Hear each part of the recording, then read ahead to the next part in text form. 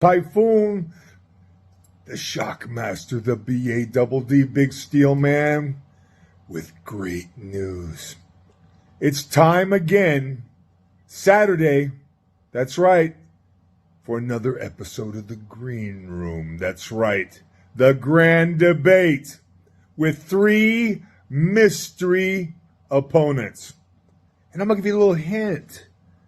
2 of them, Hall of Fame wrestlers.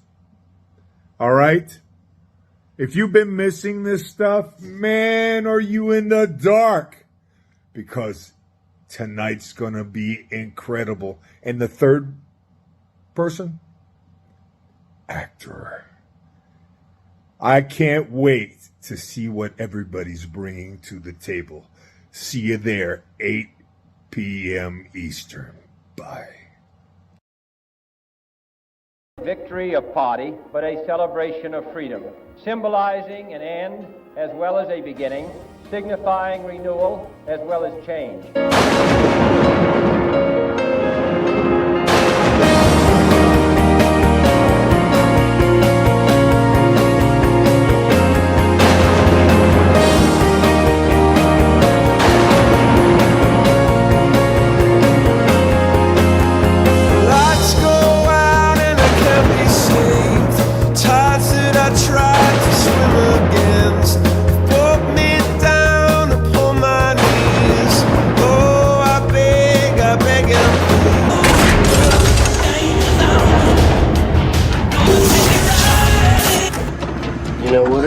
How's it going, man?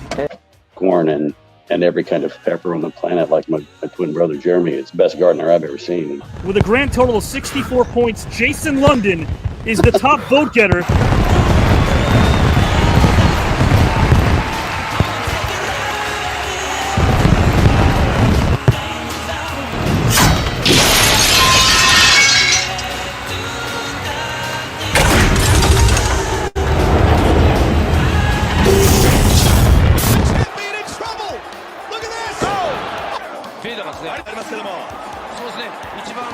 Anybody that has a video game background and technology and some intelligence could do that. Young people just don't have a calling. John Layfield will move on to round 2.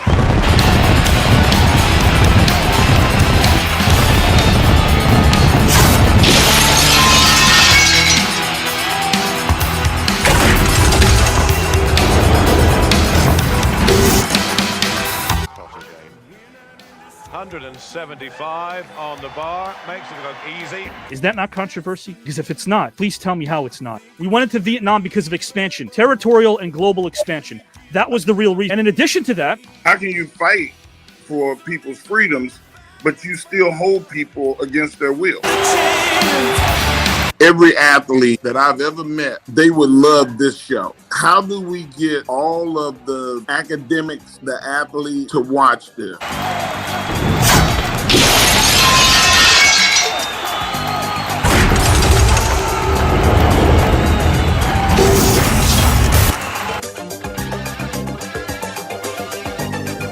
Now, how do you like them apples? It's social media with false narratives, with smartphone technology. I get hooked into playing video games, and I hate to put it all on video games, but just as an example. Pete Babcock has moved on to round number 2.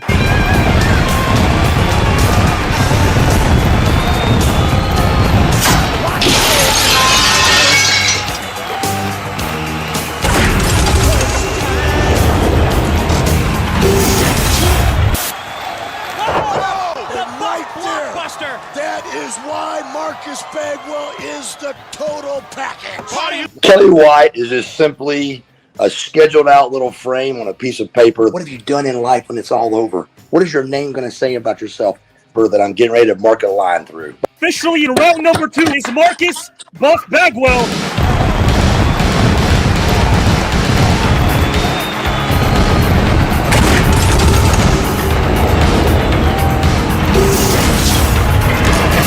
Has a taxing job of watching Barry as Rick fires. Nobody open. Now Pete back to McMahon. Touchdown. A powerhouse in the Southwestern Conference. But with that success also comes a lot of scrutiny. This thing blew up so big, many top players and teams got involved in this.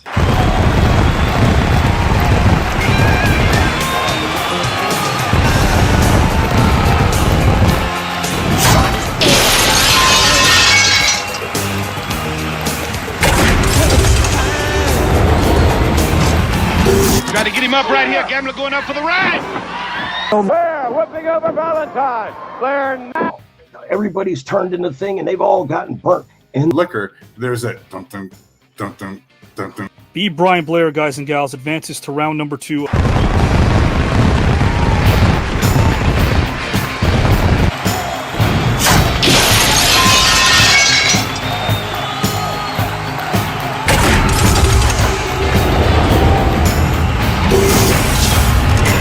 Very quickly, Jerry Briscoe in. He's got him rolled up, fans. 2. Tugboat showing that upper body strength and that rear strength. Absolutely. Lou, on the other hand, was basically a mama's boy, and a lot like Fred. It's lasted and lasted and lasted, and is still around today in syndication. Gerald Briscoe and Fred Outman have moved on to round number 2.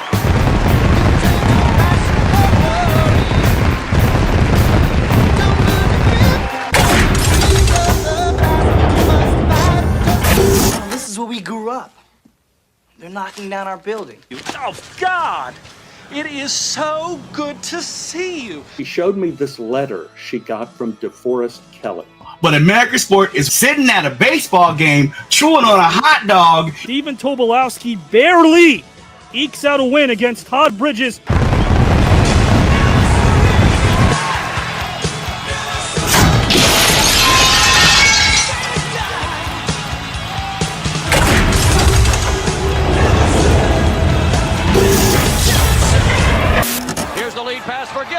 Gilliam deep underneath, tips it to Eddie Johnson, 15-footer good, it counts. Jim Brunzell to the arm bar and to the rope, shoulder block, nicely done. Wait for that up, steal by Taylor.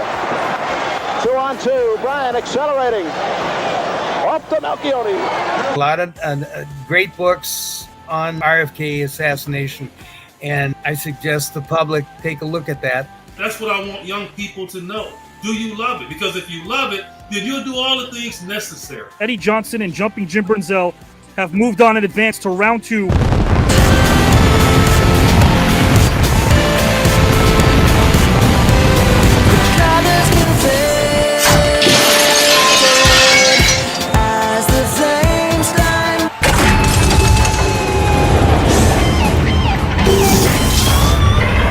When do you think you'll be in? Shouldn't be any later than 10. I'll wait up for you. Techniques. Assume the position, Queen Bee. You're the ones we saw in front of the castle.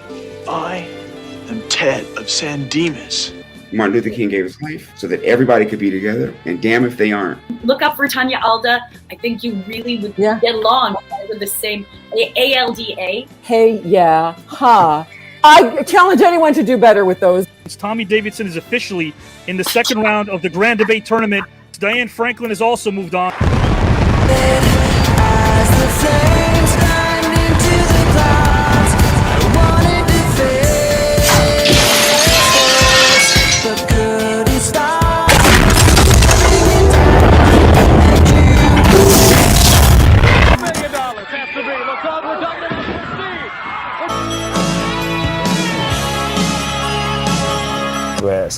And Alvin Williams, I've seen the progress that Keon Clark. We find out a lot about what really defines heroes. I Have a Dream speech will forever help us to make our future bright. Mr. Allen defeats Mr. Lenny Wilkins.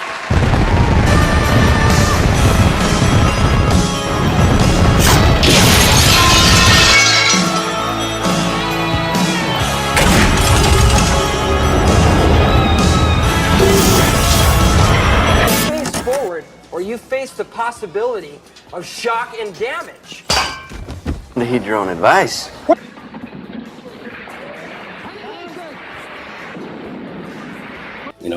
Kids today, they're not going to pay attention to, hey, groovy man. They can afford to go raid these other schools. Still. Jeremy London has a rebuttal. It's been proven that that's not true. Jeremy London has moved on to round at number 2.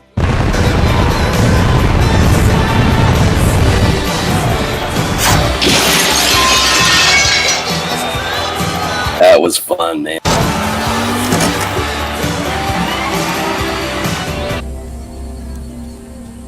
Do you know how long it takes for a cocoa field to produce?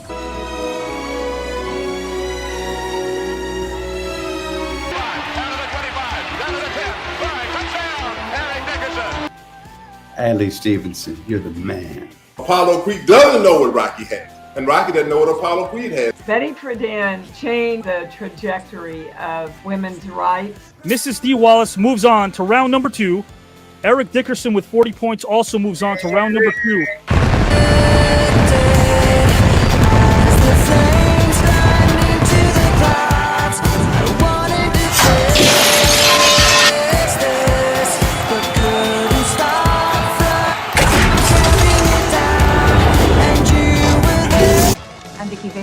Vicky Vale, yeah, photographer, Vogue, Cos. As a woman, brother, right here, we happy to have her here at WCW. I wanted to bring that. So Robert Plant, it's power, passion, and emotion. Versatility means somebody could do different types of movies.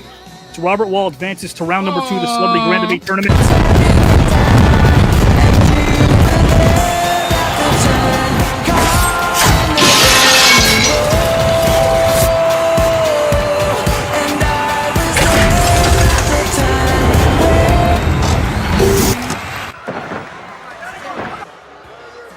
Just a minute. Yeah, that's right. He relates to music. Glad to see you guys are staying focused. Emergency meeting at Parker Central in 5. You know, the battle rap and the breakdancing and the graffiti art. And he was very loyal to this country and very supportive of it. Because of that, at the end of the war, brought my dad home. He met my mom. Corin Nemec will advance to round 2. Ted DiBiase as he moves on to round number 2 of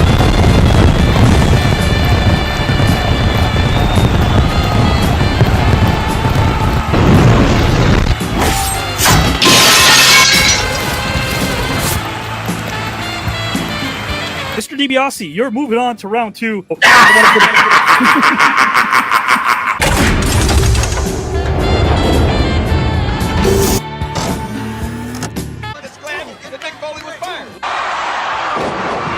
Blossom from love's bouquet.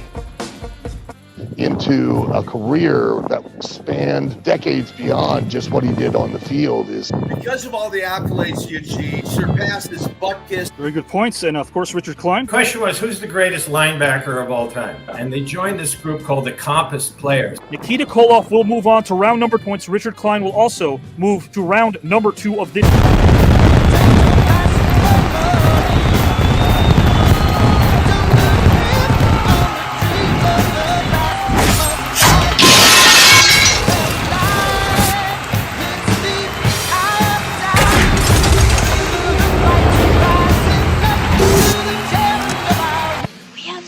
Together.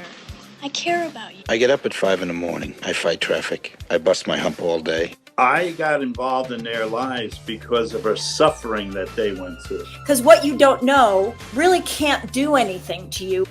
Guys, history's been made because in round 1 we've never had a tie. Dan Lauria and Mariel Hemingway both deservingly move on to round number 2.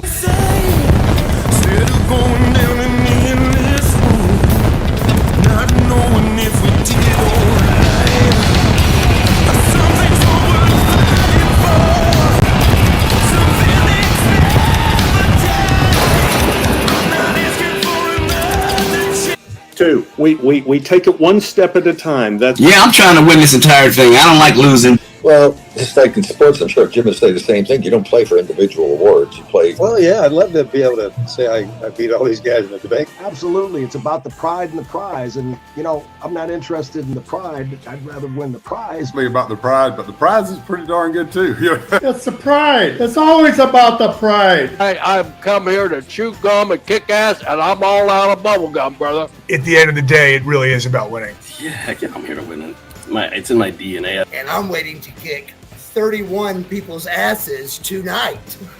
Absolutely, 100%. I'm here to do my best to try to win, and I'm competing against a guy who's obviously one of the greatest of all time, but I am here to win. Yeah, of course it is. I mean, you know, everybody has some pride. Victory has 1,000 fathers, but defeat is an orphan. I plan on winning tonight. I am. Just in here doing mental push-ups. You know, winning is really important. But you know what's even greater is inspiring. And bro, that's what you do with this show. Well, you're in it to win it, or why be in it at all, right? Yeah, I'm about winning. I mean, my whole life has been about winning.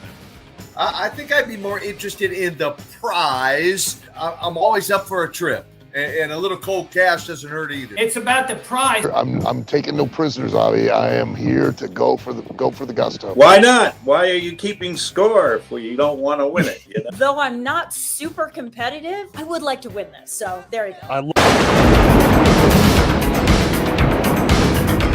Right? You promised I'd be okay. It's the sister of Mary Hartman. I can't think of the character's name. Then after that, I think she played Kathy Shumway, maybe? Yeah, she was Kathy Shumway. Very good. That's very impressive.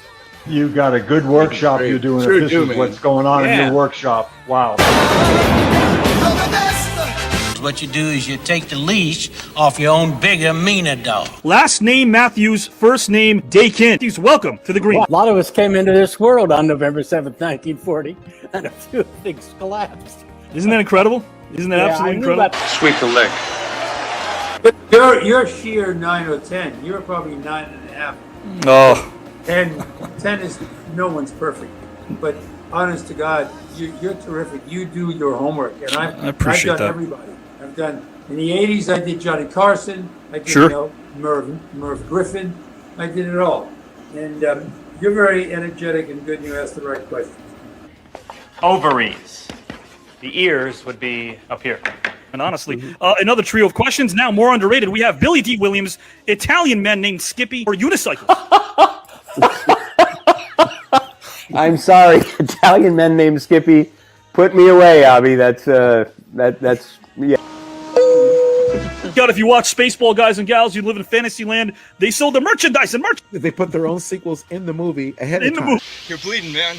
I ain't got time to bleed. We need to abolish the political parties. Last name Ventura, first name Jesse. I'll tell you this, Avi, you definitely do your homework. Hey, like I said, the good thing about you do your frickin' homework. Thank you, my friend. You're extremely prepared, much more prepared than most interviewers that I get, because you know stuff that I wouldn't expect you to know. Apollo Kisarich, how you doing? Can't complain. Oh, where'd you get that book from? Yeah, there we go. Beautiful. But baby. I tell you what, you did your homework. Did you have fun here in the green room? Anytime you want me back, I'm here, brother. I'll see you to the door. I'll see you outside the door.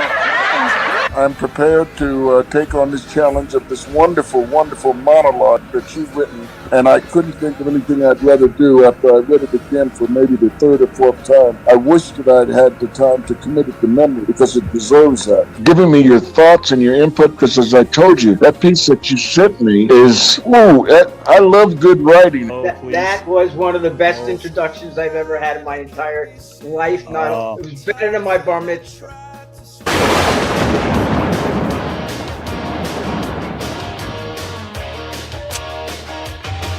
Hey, how you doing, huh? Ralph Cramden, the yoga instructor, or Don Corleone, the computer repair person. But I really enjoyed this, man. You're a smart guy, and you ask really good questions. And what an incredible introduction, Avi! Wow, in all the years I've been involved in doing things, that is probably the best introduction I've probably ever had. I did. It was great. I thoroughly enjoyed myself. This, and it's so positive. I want us to talk because I like the sound of your voice. Fantastic. Absolutely, my friend. You made me laugh too. It was great. Yeah, I think Alf would be wisecracking while the alien would be tearing everybody up apart, I guess. Let's talk about some of the 80s horror classics. I've been acting 25 years, and everyone's been saying hang in, and now I know why. Fine. Would you let me do improvisation on the... Sally Kirkland, welcome to the green room. How did you do that thing where you were talking so fast? How did you learn how to do that? I don't know. I very few people can do what you did. Well, the acting teacher here, 35 years, commends you on your ability to do that. I'm very impressed. Because I've done podcasts in the past, and You know, it's basically, oh, so what have you done and what are you going to be doing later? This is fantastic. I mean, this gets your juices going. You know, it gets you thinking. Thank you. Just we had fun. You know, it's fun and it is educational. So you got to pat yourself on the back. I don't know if you can do that. Crime is down. No, you know what? You're a very interesting person. With all this rhyming stuff, you must really put a lot of effort into this, and I would love to read or see something that you've written, because I'm sure it's really interesting. You're rated in why? Sauerkraut, Henry Kissinger's deep soothing voice, or dogs wearing sweaters? I like dogs wearing sweaters. Your jack of all trades is teaching this craft as rewarding for you as performing it. I think sometimes it's more rewarding. Where did you, man, you do your research? I'm very impressed, brother. I'm very impressed. A very simple formula. Everybody's a suspect. How do we know you're not? I hope you're getting paid a lot, because that was the greatest intro I think I've ever had. All the stuff that you talked to me about that I don't even remember about myself is so impressive. Highly impressed. I would give this a very high A. Eric, how are you, my friend? What's up, Mick? How you doing, man? I like that. I like that introduction. Golly, I didn't know that stuff about myself. This is, I think, my top. I mean, because when you do the intro you gave me, I gotta give it to you. I like. You deserve it. That's terrific. Interestingly enough, later on, you were able to get her cast on a series, and she received her SAG card. Is that right? Oh, I love you that you brought that up. Oh, I can't tell you how refreshing it is that somebody knows what they're doing. So much. Welcome to the second round. What an honor to meet you, and my you're pleasure. great. You're great. Bye. Dan, did you have a good time tonight, my friend? Oh, I enjoyed it. Last name Johnson, first name Ed. Wow. Man, let me tell you something. When I have a retirement party, even at my funeral, you better show up. Papa Smurf has a hip hop on it. Yo, yeah. Give me some of that. Avi, man, you're a very talented man. That's amazing. You're a very intelligent guy. Does his homework, and I appreciate, you know, that you looked into my work. Mike, are you all right? I just got the wind knocked out of me. Get out of here! I welcome to the green room the one and only Mr. Sizemore, first name Tom. How are you, my friend? Wow. So I could turn the volume lower if you'd like next time. If you'd like me to do that, Tom, I could do that. I don't know what I can do now. Mr. Coogan, first name Keith. I'd love to hit you. I'd love to pound on your face. Yeah? Oh my God, what a great introduction. Fantastic. You do your research, connected with me right there. And he knows my brand. He nailed it. I can't get, and now I know why. This is why your audiences love you. This is why you continue to great. I think it's fabulous. Funky chicken. There are really two Shakespeare. I'm excited. Good. How you feeling, John? Terrific.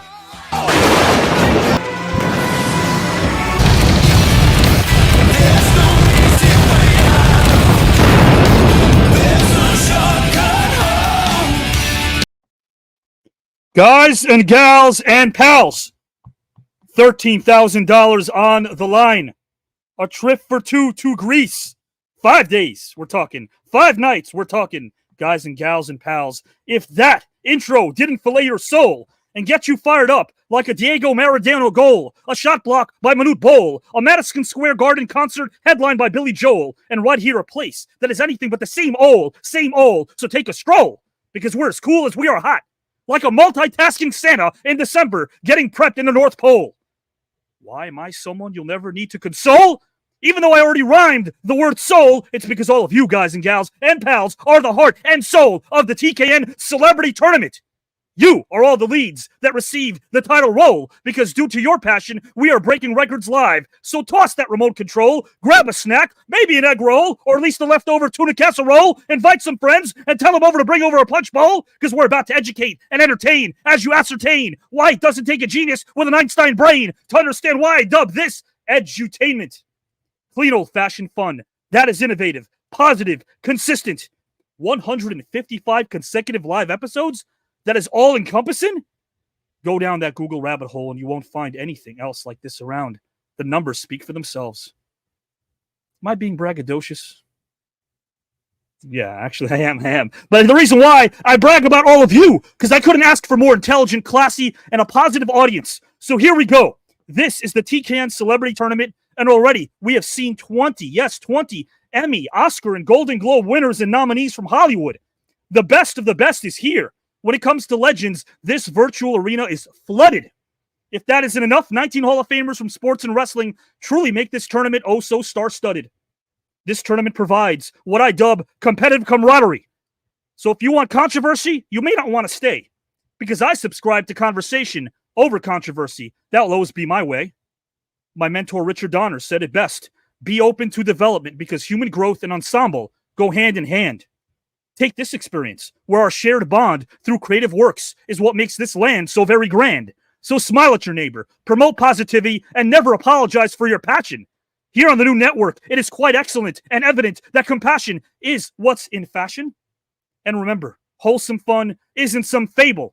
Pretty soon you'll be dancing like an early 30s Clark Gable. And you don't even need cable to be able to sit at this table, because there's no great divide, nor do we label. As a former history teacher and current teacher of the craft known as storytelling, I can tell you that I find all of this, our stories, to be the most compelling. As the bard Shakespeare said, to thine own heart be true.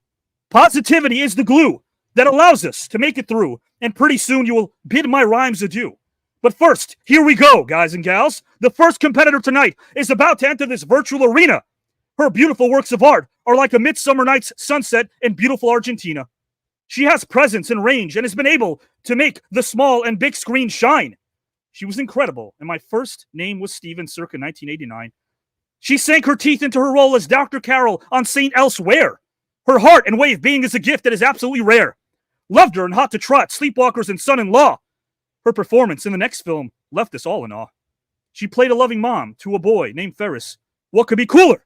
In case you're a youngster, I'm talking about the one and only Ferris Bueller. She has an amazing resume, blockbusters, award-winning projects, big budget, and indie. So let's welcome a kind, warm human being. Last name Pickett, first name Cindy. Cindy Pickett, welcome to the Celebrity Tournament. Yay! Here we are. How are you, my friend? Oh, I'm great, Avi. How are you? I am doing great. I am doing so fantastic. Meant every word of it. Listen, we talk a lot. We talk often. You told me again, this, it's great. Positivity all across the board. I dub what we do edutainment, but you are here to win the entire tournament. Totally. We all want to win, right? That's the goal. That's the goal, sure. You know what? It's also fun. So it's also very fun. Whether you win or lose, but I've been competitive since junior high. So, this will be fun. It's always It'll fun. be a blast. Cindy, I want to put you backstage a moment and bring in our second competitor, if you don't mind. Okay. Cindy Pickett, the great, beautiful, talented Cindy Pickett. Guys and gals, our second competitor is a bona fide legend. He grew up in Eden Prairie, Minnesota, where he excelled in wrestling and football. He inspired the masses with his valor and strength, as he would enthrall an audience that stood tall, witnessing his courage as he looked at his opponents eyeball to eyeball. Prior to wrestling, he spent time with his father in the roofing business, until one day he turned on the TV. He saw Jack Webb in a movie called The D.I. Is the rest, as they say, history? His ascension in the world of pro wrestling led to a moment of woe. As soon as we would all know, the nation and the world that this man would bestow his legend to us as his status would grow and grow. That's right. He became the only real-life character in the iconic animated series G.I. Joe. He's a member of the Luthez Pro Wrestling Hall of Fame. He is a member of the Pro Wrestling Hall of Fame and the WWE Hall of Fame. He also so happens to be a former WWE World Champion. The man earned the name, the fame, the acclaim. Watching him in the ring, you'd never be the same. So get your friends together, your entire family, cousins, your sister, your brother, your mother, your father, and your daughter. We welcome an absolute legend of a man known to us as the one and only Sergeant Slaughter. Sergeant Slaughter, welcome to the TKN Celebrity Tournament. Thank you, Private Klein. You're nothing but a maggot, a scum, and a slime, I've been told, but I'm happy to be on your show.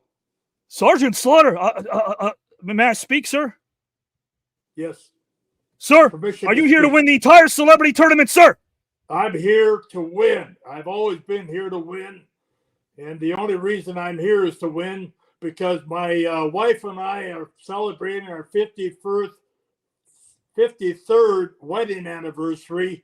I'll give the money to charity, but I'm taking her to Greece for a second honeymoon. I like it. I like the hat. I like that you're here. Guys and gals, Sergeant Slaughter is here to win the whole thing. Good sir, I will put you backstage momentarily. All right. Guys and gals, our third competitor. Needs no introduction, but he'll receive one anyway. Our third competitor epitomizes the word class personified. There is no doubt. He's brought upon millions of smiles due to his kind heart and his presence. No one will ever pout. He put it all on the line, as his passion is second to none. His heartbeat is a stranger to defeat. I always echo that the sweat is the sweet, meaning that the grind is a gift, and this man's work ethic takes a front row seat. He's a member not of one, not of two, not even thrice, but to be concise, he's a member of 5 Hall of Fames and is a 3-time WWE World Champ. He was an innovator of his craft, someone who was able to revamp, whether in the ring, in a cage, or on the ramp. His dedication to his vocation made us all happy to be in his camp. He's a comedian.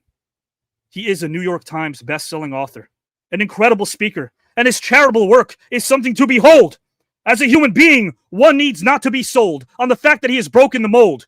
Even in the evening, we are all about to have a nice day, so let me end this current rhyme quick as we welcome a legendary human being and talent. Last name Foley, first name Mick. Mick Foley, welcome to the Celebrity Tournament, my friend. I'm going to have to turn my enthusiasm up here. Mickey, would you brew me a cup of coffee? I got to compete here. I just want to say this is a tale of 2 men, one who's done an incredible amount of research and put a lot of preparation, and one, talking about me, who's done absolutely 0 preparation. Oh, come on. And I'm going to take issue with all these people who say they're here to win. I am absolutely here to do what I did in wrestling, and that's lose with style. No, Mick Foley. You tell me that you want to win the whole tournament. But no, I want to ease out, and I want to make others look good in the process. That's what I do. But now it's up to the voters, right? It's up to the voters. In my heart, I want to lose because that's who I am. But if the voters see otherwise, I'll do the best I can and leave it up to the voters. I love that. I love the humility. And again, I love the class. Let's bring in Sergeant Slaughter. Let's bring in Cindy Pickett. Welcome to the green room. Thank you. What a politician. Jesus. That was great, Mick. Holy cow. That was great. Wow. Cindy, I have to say, I have to believe there's going to come a time when you're asked, like, what was the low point of your entire career? And you're going to be like, there was this time I was on this show with these 2 wrestling guys. So you set the bar really high with saying elsewhere. So we're going to ease it down a few notches right there. Yeah, we apologize. Well, that being said, guys, I do want to say this again. Again, look at this tournament, guys. Every single week live, we're happy to boast that we have 7-figure views because, again, all of you like what we do. And all you got to do if you want to see even more, 60 shows under one umbrella, 60 shows with some of the luminaries, some of the aforementioned names that we saw in that intro. We're talking about 20 Hall of Famers, 20 award winners from Hollywood as well, with their own show, guys and gals, and their own mission statement, despite their name and fame. They've got game, and they speak for something that stands for something, and we applaud them for that. So go to www.newtnetwork.com. That is www.theknetwork.com. Who knew? We knew, and so do you. So, guys and gals, we're going to start with topic number 1 right about now. Topic number 1 is all about the holidays, because when I think September, I think that we're easing into the holidays. The mere thought of holiday traditions brings smiles to most people's faces and elicits feelings of sweet anticipation and nostalgia. We can almost smell those candles, taste those special meals, hear those familiar songs in our minds. The ritual marks some of the most important moments in our lives, from personal milestones, like birthdays and weddings, to seasonal celebrations. And the more important the moment, the fancier the ritual. Holiday rituals are bursting with sensory pageantry. These often, quite literally, have bells and whistles, signals to all of our senses. There's no common occasion. It's one full of significance and meaning. Such sensory exuberance helps create lasting recollections of those occasions and marks them in our memory as special events worth cherishing. So indeed, there are plenty of reasons to value family rituals. Research shows that they can provide various psychological benefits, helping us enjoy ourselves, connect with loved ones, and take a break from the daily grind. That being said, guys and gals, Sergeant Slaughter is going to make a case for New Year's Eve as the greatest holiday of the year. Cindy Pickett will make a case for Christmas, with Halloween as an honorable mention, as the greatest holiday of the year. Mick Foley's going to make a case for Christmas as the greatest holiday of the year. Cindy Pickett will tackle this first. And remember, guys, if Mick or Sergeant Slaughter want to rebut Cindy, if anyone wants to rebut each other when they're going, all they have to do is raise the index finger. I'll pop in and they can rebut. Otherwise, it's uninterrupted. Cindy could go as long as she wants, and when she's done, she'll cue me back in. Cindy Pickett, are you ready to go, my friend? Yep. In a 3, in a 2, in a U.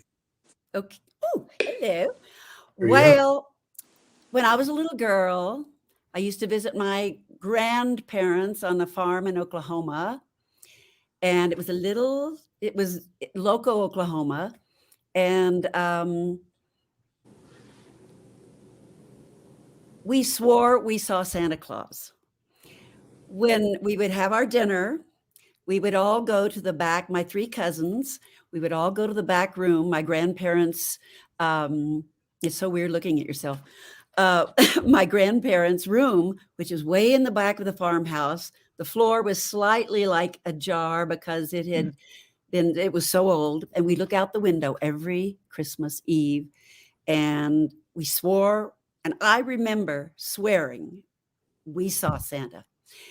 And then we heard a knock at the door and there was a big bag tied at the top with all of the children's presents. So I believed in Santa Claus for a very long time. And it was such a beautiful season because I believed. And, you know, we know what Santa is, but it was the idea, the magic of that holiday that meant so much to me. And I gave to my kids. And also when I got older, my mother and I used to wrap presents. And she taught me how to harmonize, singing Silent Night. And we'd sit there and wrap our presents and sing Silent Night. And I learned harmony. Later on in my life, in Texas, Houston, Shall I stop? Hold on, Cindy. Yes, I just there's wanna a rebuttal interrupt by Mick so I Foley. can Rebuttal by say Mick in Foley. Russell Yes. speak. What? In Russell speak, I'm ready to tap out right now and concede that you I had to beautiful get some Christmas Kleenex. soliloquy I've ever heard. I'm almost through. You can go ahead and take the whole thing. I'll go back over to the Now, bar. Sergeant Slaughter and Mick Foley, is this a tactic? Are we seeing a tactic right now? No, I'm coming to a point. Continue on. I just want to say that Continue. I just love wanted Christmas, to tell you, my and I don't heart. think I can state Go my ahead. case Go ahead. nearly as much again. We're rooting for you. I call this positive pandemonium. This is great. Cindy, whenever you are ready. Well, anyway, so later on in Houston, I was in a rock and roll band as a backup singer. Wow. And so and then later on in my life, when I went to New York, within like a couple of months of moving from Texas, I was cast in a Broadway show called Sunset. And I played Mary Travers from Peter, Paul, and Mary. It was about the music business on Sunset. Yes. So Christmas means a lot to me. And that's my Christmas spiel. It's still magical to me. Cindy Pickett, guys and gals, thank you again for sharing that story. That's so awesome for you to share that with us. It's part of your life, and now we were able to experience that as well. Thank you. That's what we do here, guys and gals. Again, positivity. We have a lot of fun as well. Hey, I got called a maggot for the first time in my life. That's pretty cool. So, guys, won't be the last. Won't be the last either, guys. I'm not voting, Sarge. I'm not voting. I'm just moderating. Okay, sorry. Guys and gals, speaking of Mr. Sergeant Slaughter, he will make a case for New Year's Eve right now as the greatest holiday of the year. Sir, are you good? Are you ready? I'm ready. In a 3, in a 2. Listen up, you two other competitors. I won't call you maggot or maggots. My thing about the holidays was when I was, of course, a young boy and in the schools, I couldn't wait for the holidays because I got a time off from school. You know, that was the big deal. Oh, hey, Thanksgiving's coming up. Valentine's Day is coming, and every holiday, of course, we got off. So we always look forward to that. But then I got into the professional wrestling business, and holidays was when we worked. That was the big time for when we worked. So I was not only away from my family and friends on most holidays, as Mick can tell you. There were many times on New Year's Eve where we did work because who's going to go to a wrestling match on New Year's Eve? I know a few promoters tried to run shows, but they eventually figured out, let's let people enjoy New Year's Eve without having to have a wrestling match somewhere.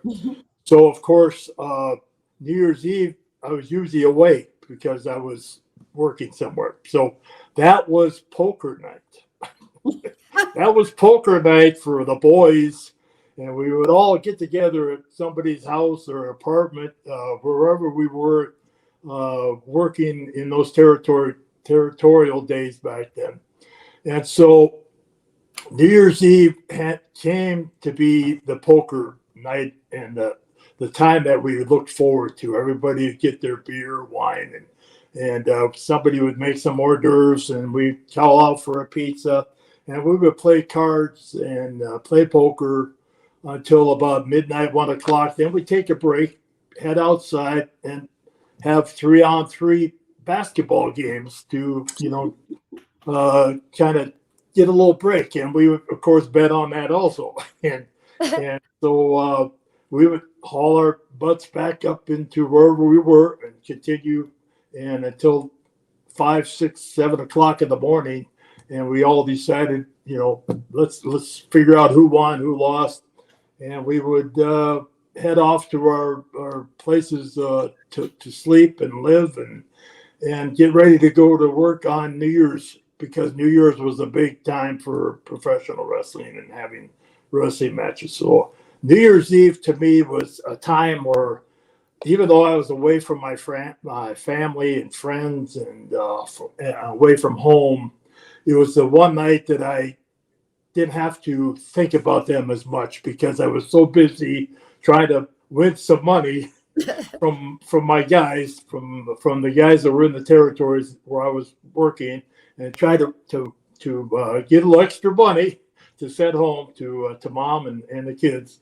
And so that's one of my favorite times. And to this day, now that I don't have to wrestle, New Year's Eve is a poker night at our homes, whether it's my daughter's homes or my home, my wife and I, and we play poker New Year's Eve. And when that 12 comes on down, we're all there together, and we're there, and we're celebrating the new year and hoping that nobody sees me taking a card from under the deck. I even cheat my own family when it comes to poker. So, that's my story, and I'm sticking to it.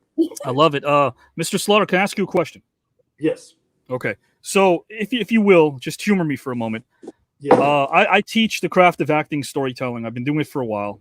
I've been writing professionally for 20 years for some of the biggest studios in the world.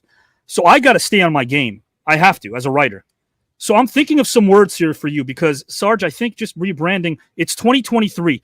Instead of calling me maggot, I have grub, worm, bug, or larva. Do any of those work for you? No. No. Larva, even like larva? 2 syllables, larva? When I created Sergeant Slaughter, and as you said in my introduction, I happened to walk in from a time when I was working for my father, and I had to quit the business because my mother got cancer, and I had to take over his business. And I really missed the business a lot, but I wanted to do whatever I could for my father and, of course, my mother. And so one day we got rained. It started raining. The roofers, we can't work in the rain. So my dad said, go on home and we'll try it again tomorrow. So I got home. As soon as I walked in the door, we didn't have remotes back then, and there's a black and white TV, and I pulled the knob on the TV, and the Marine Corps hymn started playing. And I started watching it, and it was, of course, black and white, and it was called the DI, and the star of the show was Jack Webb. And I started watching this, and I couldn't stop. And back then, they didn't have commercials in between the movies. And I watched the whole thing. As soon as I got done watching it, I said, what a perfect character as a villain in professional wrestling. So I ran down. Like the evil drill sergeant, kind of, yeah. Yes, the drill instructor. Drill sergeants are Army. Drill instructors are Marines. And so I ran down to the local Army Navy surplus store and got a campaign cover, got a whistle and a riding crop. They didn't have swagger sticks. You had to earn those. And got some aviator glasses, got home and got an old T-shirt. And my wife came home from work and I was dressed up as Sergeant Slaughter. And she said, "What are you doing? Halloween's not for a couple of months yet." And I said, "No, this is a new character I thought about for professional wrestling." She said, "Well, you're not in professional wrestling." I said, "Well, maybe one day I will be back again." So I gave her a little bit of the Sergeant Slaughter. And I tried those words that you know, grub and, you know what, caterpillar. You're a caterpillar. Larva, yeah. You know, it just didn't have the same, you know. And of course, Jack Four Webb, syllables too much, in a movie, couldn't say the words that they say in a real boot camp. So I had to start thinking of names that I could call Mick Foley and Mankind. And so I started coming up with maggots and scums and slimes and pukes, and that's kind of where I got that from. And of course, the next day it rained again, and off we were off again, and I headed down to Vern Gagne's office, who trained me, and I had this great idea for this new professional wrestler villain that I was going to play. And of course, Vern wasn't there, and his partner Wally Carbo said, "Hey, what's going on? How's your mom doing? Hey, everybody's good. How's your dad? Everybody's good." So, what are you doing here? I said, "Well, I got this new character, Sergeant Slaughter, you know, and a Marine drill instructor." Man, tell you me made about it.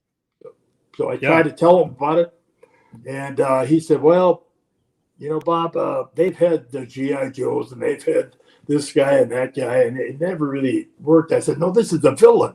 I don't want to be the hero. I want to be the villain." Sure.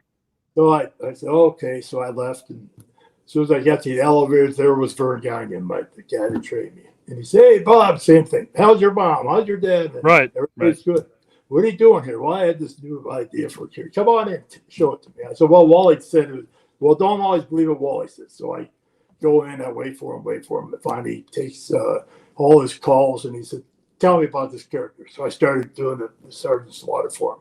And he stopped, jumped out behind the desk, and took my campaign cover, all my stuff, and started doing Sergeant Slaughter to me because he hated his drill instructor. He was in the Marine Corps. So that's how Sergeant Slaughter was created. You just gave all of our viewers a treat, man, because you took us through. Thank you again for your generosity. That origin story of Sergeant Slaughter. My takeaway was this, though. I love how when you walked in, your mom thought it was a Halloween costume. But guys, Halloween is only 2 months away from Christmas. And Mick Foley transition, by the way. There we make go. a case for Christmas. What a transition.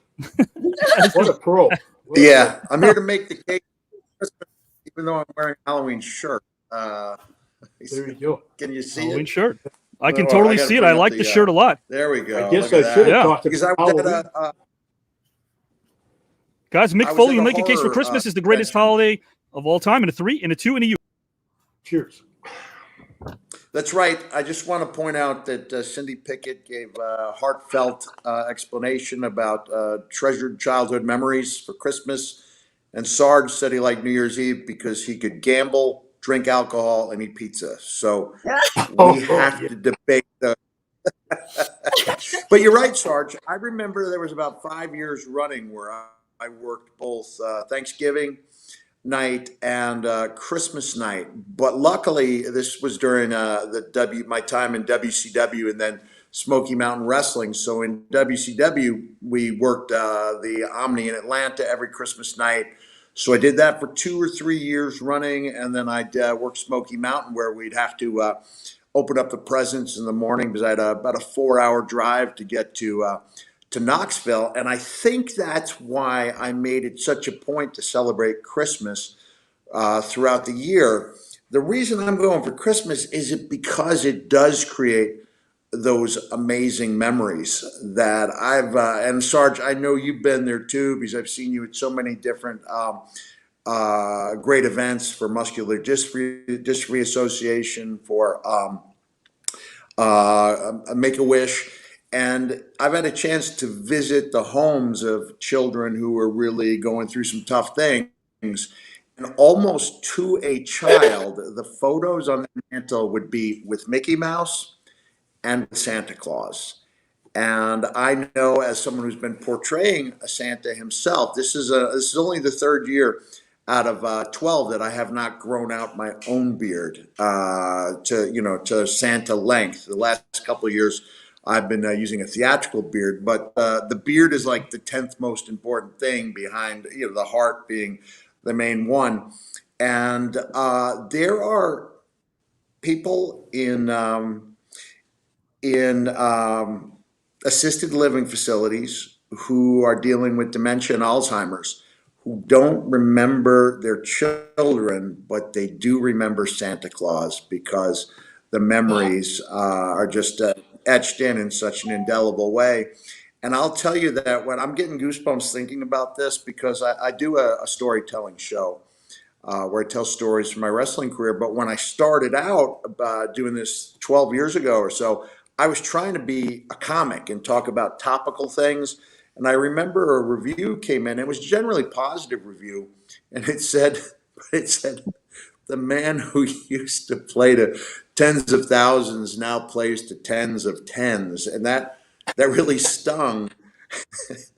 It hurt for a while, but when I portray Santa, sometimes I'm in a hospital room with just a child or just a parent. And there was one case, I think in 2016, where I went around, I visited all the adults first in the the Stony Brook University Cancer Center, and then I visited the children. And I would say the adults were at least as enthused and joyful to see Santa. And there was this one little boy who was so tired he didn't have a hair on his head from his treatments, and I didn't think he would even remember me when my visit was over. But I looked at his mom, and she had tears streaming down her cheeks because someone cared enough to come in and try to make his day a little nicer. So I said to her, we were just a few days away from Christmas. I said, if you would like a visit on Christmas Eve, please let me know. Christmas Eve came and went. I didn't hear from her. I had a wonderful Christmas Eve. I did some nice visits, Christmas Eve visits. But on Christmas Day, I was wishing I could have heard from this family. So I reached out to the woman in front of Child Life, and she said, well, Brandon he just left the hospital today. I said, see if his mom would like a visit. And she got back and she said, well, we would love one, but it's Christmas Day. I don't want to take Mick away as a family.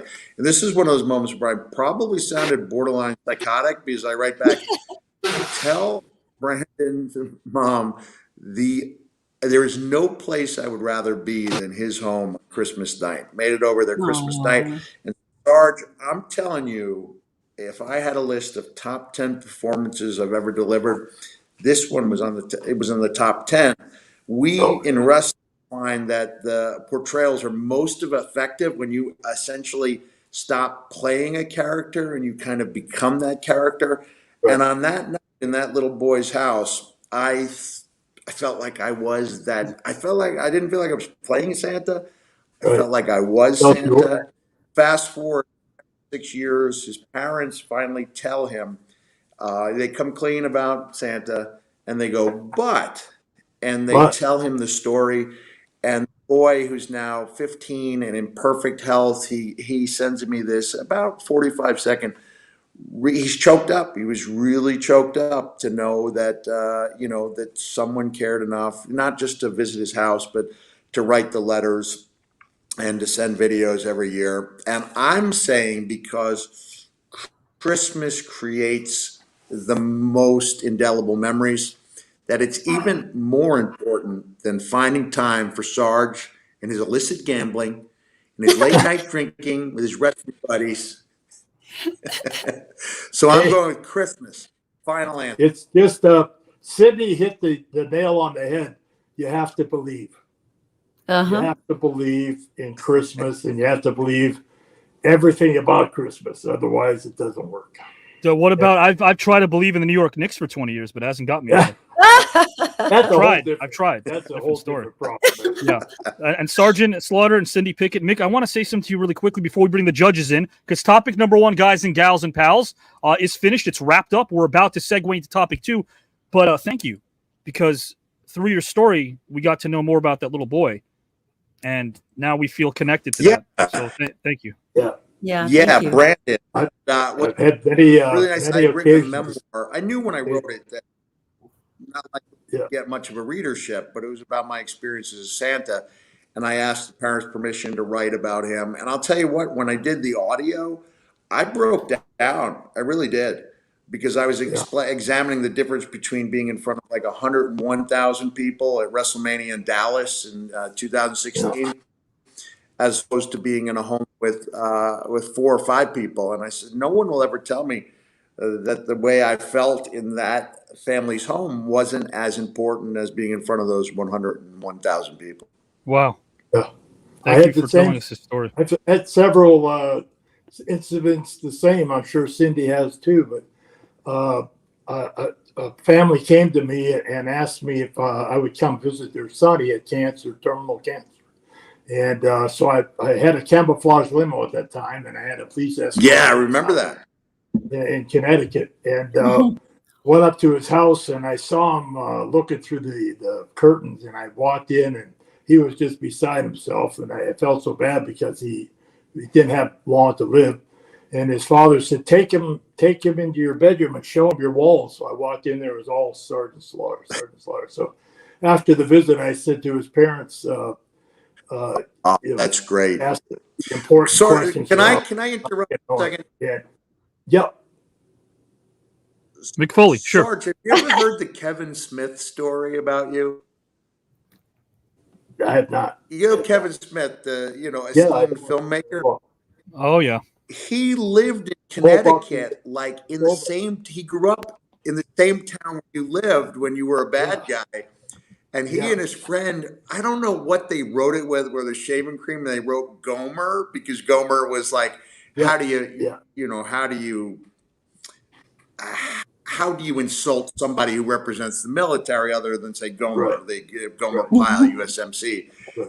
And he and his friend waited for you to come out. And he said that when you came out and you looked down, you saw the Gomer, you just looked so bad. And they felt terrible, like they hadn't seen you as a human being before you came out and saw that they had gone out of their way to try to hurt you, and it worked. And yet they couldn't find any joy in that because they didn't realize you were a real person too. Right. He put that story on Facebook, and my daughter saw That's right. it. And so she contacted me and said, Dad, this guy and his friends, they're the ones that put the Gomer sign on your camouflage limo in New Jersey. And I said, oh, yeah, I remember that. I remember those 3 little guys. And so when I was doing a show in Raleigh, North Carolina last year, he was there.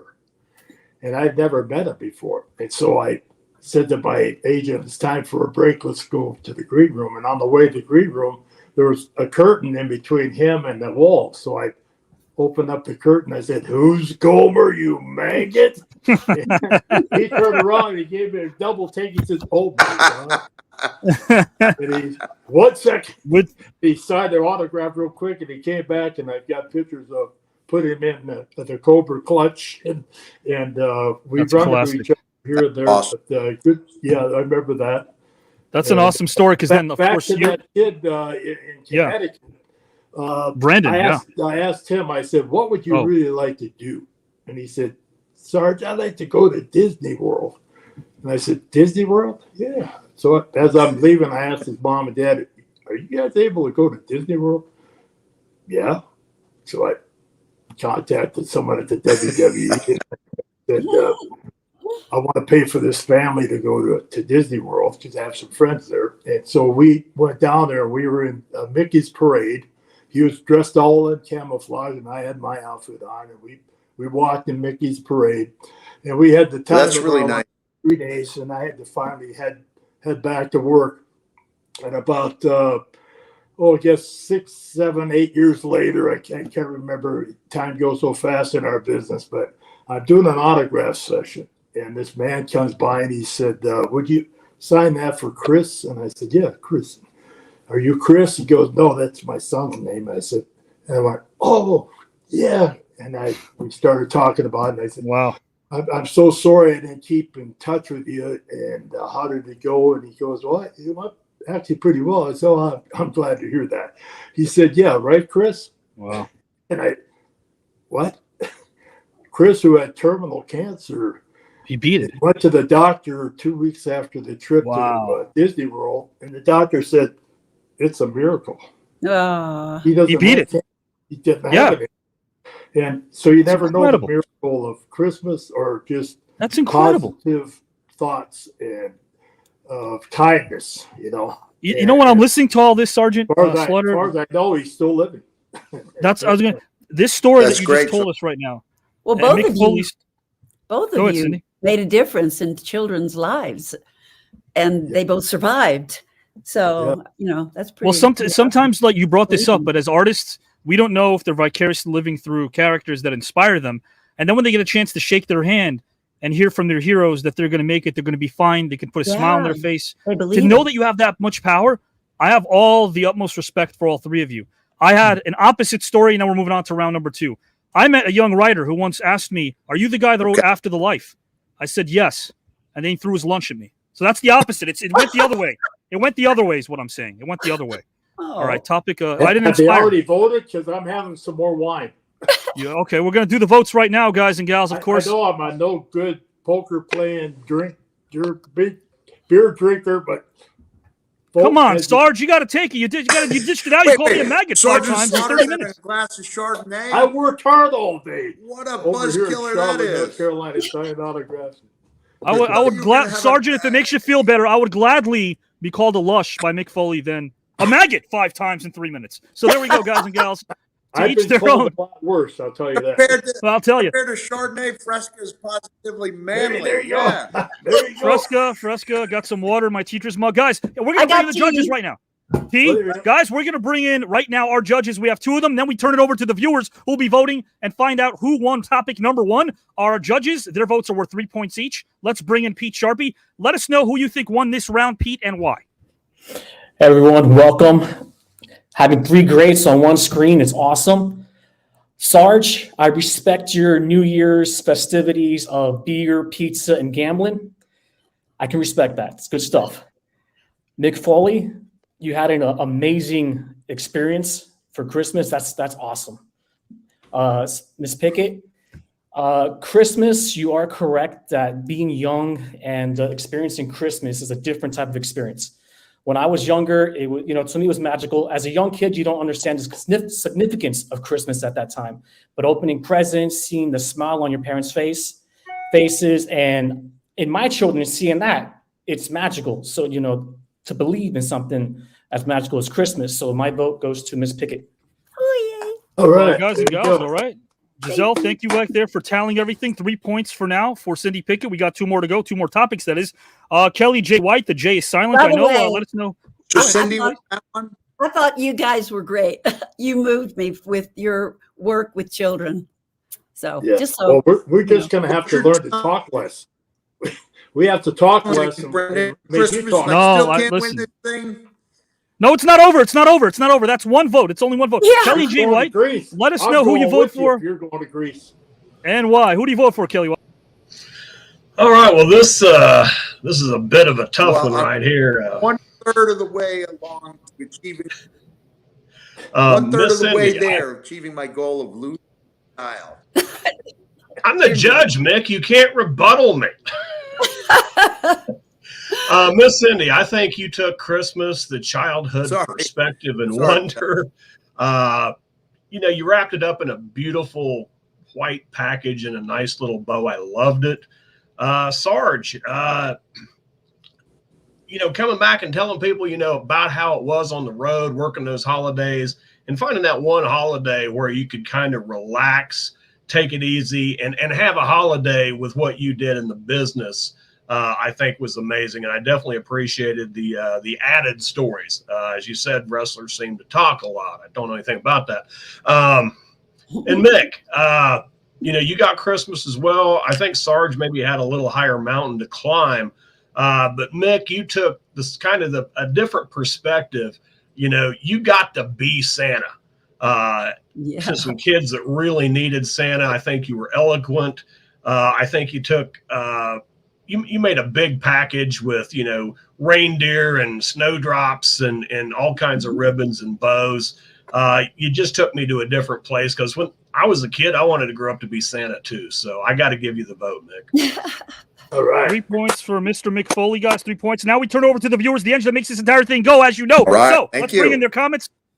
Thank you, Kelly White. Guys and gals, now we're going to bring in all of your votes. Chad, you're one of our wildcard voters. Your points are worth 3 points as well tonight. And we also know Victor Santiago's votes are worth 3. So let's start tallying the votes. Joe says Mick gets my vote. Let's please tally that. Another point for Mr. Mick Foley. Tammy says, Mick's got my vote. I love Christmas all year long. So many different ways to make it magical. Thank you, Tammy. Julie Hall, all 3 fantastic stories. So very hard to choose. But by a narrow margin, I'm voting for Mick Foley. Thank you, Julie Hall, for your comments. And Ginger Mitchell concurs. She also votes for Mick. Jane Dubois votes for Mick as well. 2 straight votes for Mick Foley. Make that 3. That's why I want to show our competitors Those the votes are all here your live. cousins. All my cousins. Lawrence, my Those vote are goes all for Mick. cousins. Mick's cousins are here voting. My vote goes to Mick Foley on bias. Guys and gals, let's see over here. Lawrence said, I just changed my nameplate from Lawrence Foley to Johnston. Okay, well, listen, hey, no shenanigans here. All right, guys and gals, let's see what we got. Christopher Farnan says, wow, what a tough choice, but my vote goes to Mick Foley. Thank you, Christopher, for your vote. Wow. Hot and heavy, these votes are coming in. All trickling down the pike here live. We do this live, guys. 155 episodes like this live. Guess what? Nothing else out there like that. I already told you my goal. Distribution all the way. That's what we're going to do over here. Keep the comments coming. Let's keep innovation on a roll. Mel Red says, all 3 made judging very hard. I guess too hard to vote. Vote. Let us know who you voted for, Mel. Come on. It's time to vote. Who else? Gus Anselmo. If I vote for anyone but Mick Foley, it wouldn't be me. The unbiased reason is that he inspires me to enjoy Christmas for the love of my family moments. Awesome comments from you viewers. Awesome comments. Thank you. Mick Foley gets a vote as well. Kayla Rogers says Mick Foley, I think. I think Mick Foley. I think. Are you going to count this? I think. Therefore, I know. So, okay, that's fine. I'll count it as a vote. Sure. Did such a great job. Swept, dude. I'm trying to see what we got here. Let's see, guys. We're tallying things up. Randy says Mick Foley has my vote. Okay. More votes coming down the pike. Let's see what we have here. This is only topic number 1. We're going to move over to topic number 2 momentarily, doing this live. So, guys and gals, if I miss your votes, again, we're getting 7-figure views here, 53 different pages. If I miss your vote, give me a break. I'll do my best. Bubba Brewer says, this topic was great. All 3 did great, but Mick doing Santa and achieving a kid's dream, I vote for Mick. Thank you, Bubba Brewer. Sheila says, I vote for Mick. Eva says, I vote Cindy Pickett. Cindy gets a vote from Eva. Okay. Lawrence D. Meza says, Mick. Okay. Gotcha. Bang. Hard to. Let's see what else we got over here. Larry Stryker says Mick gets my vote, and Michaela says MC. MC got your vote. MC who? Yes. MC Mick got your vote. Okay, all right. I think that's that meant Mick.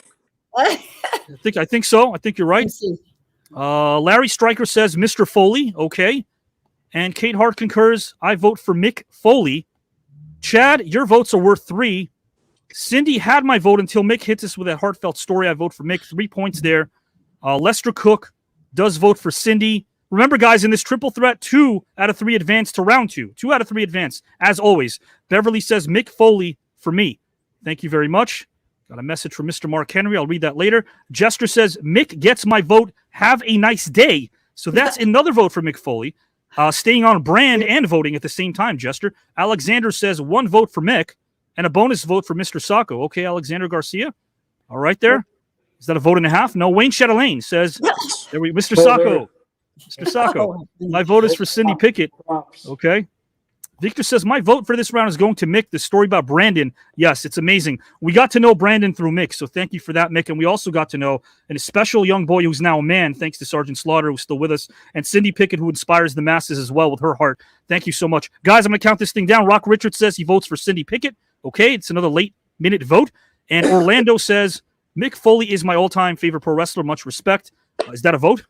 Let's see. I don't know if that's a vote or not. All right, guys. 10, 9, 8, 7, 6, 5, 4, 3, 2, 1. After round number 1, Mick Foley has 27 points. Cindy Pickett with 7. We're going to move on to round number 2 right now. It's still a long way to go here. Okay, guys. Topic number 2.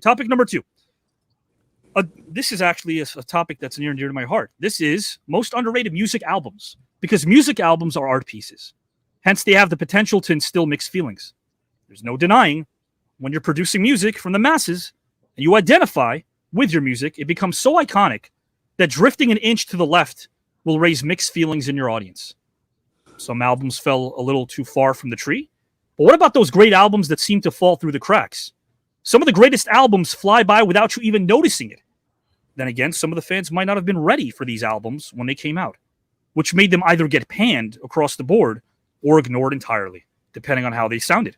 So with years of hindsight, there are albums that were the real game changers in the rock world and other worlds and other genres of music that showed their respective acts moving into uncharted territory.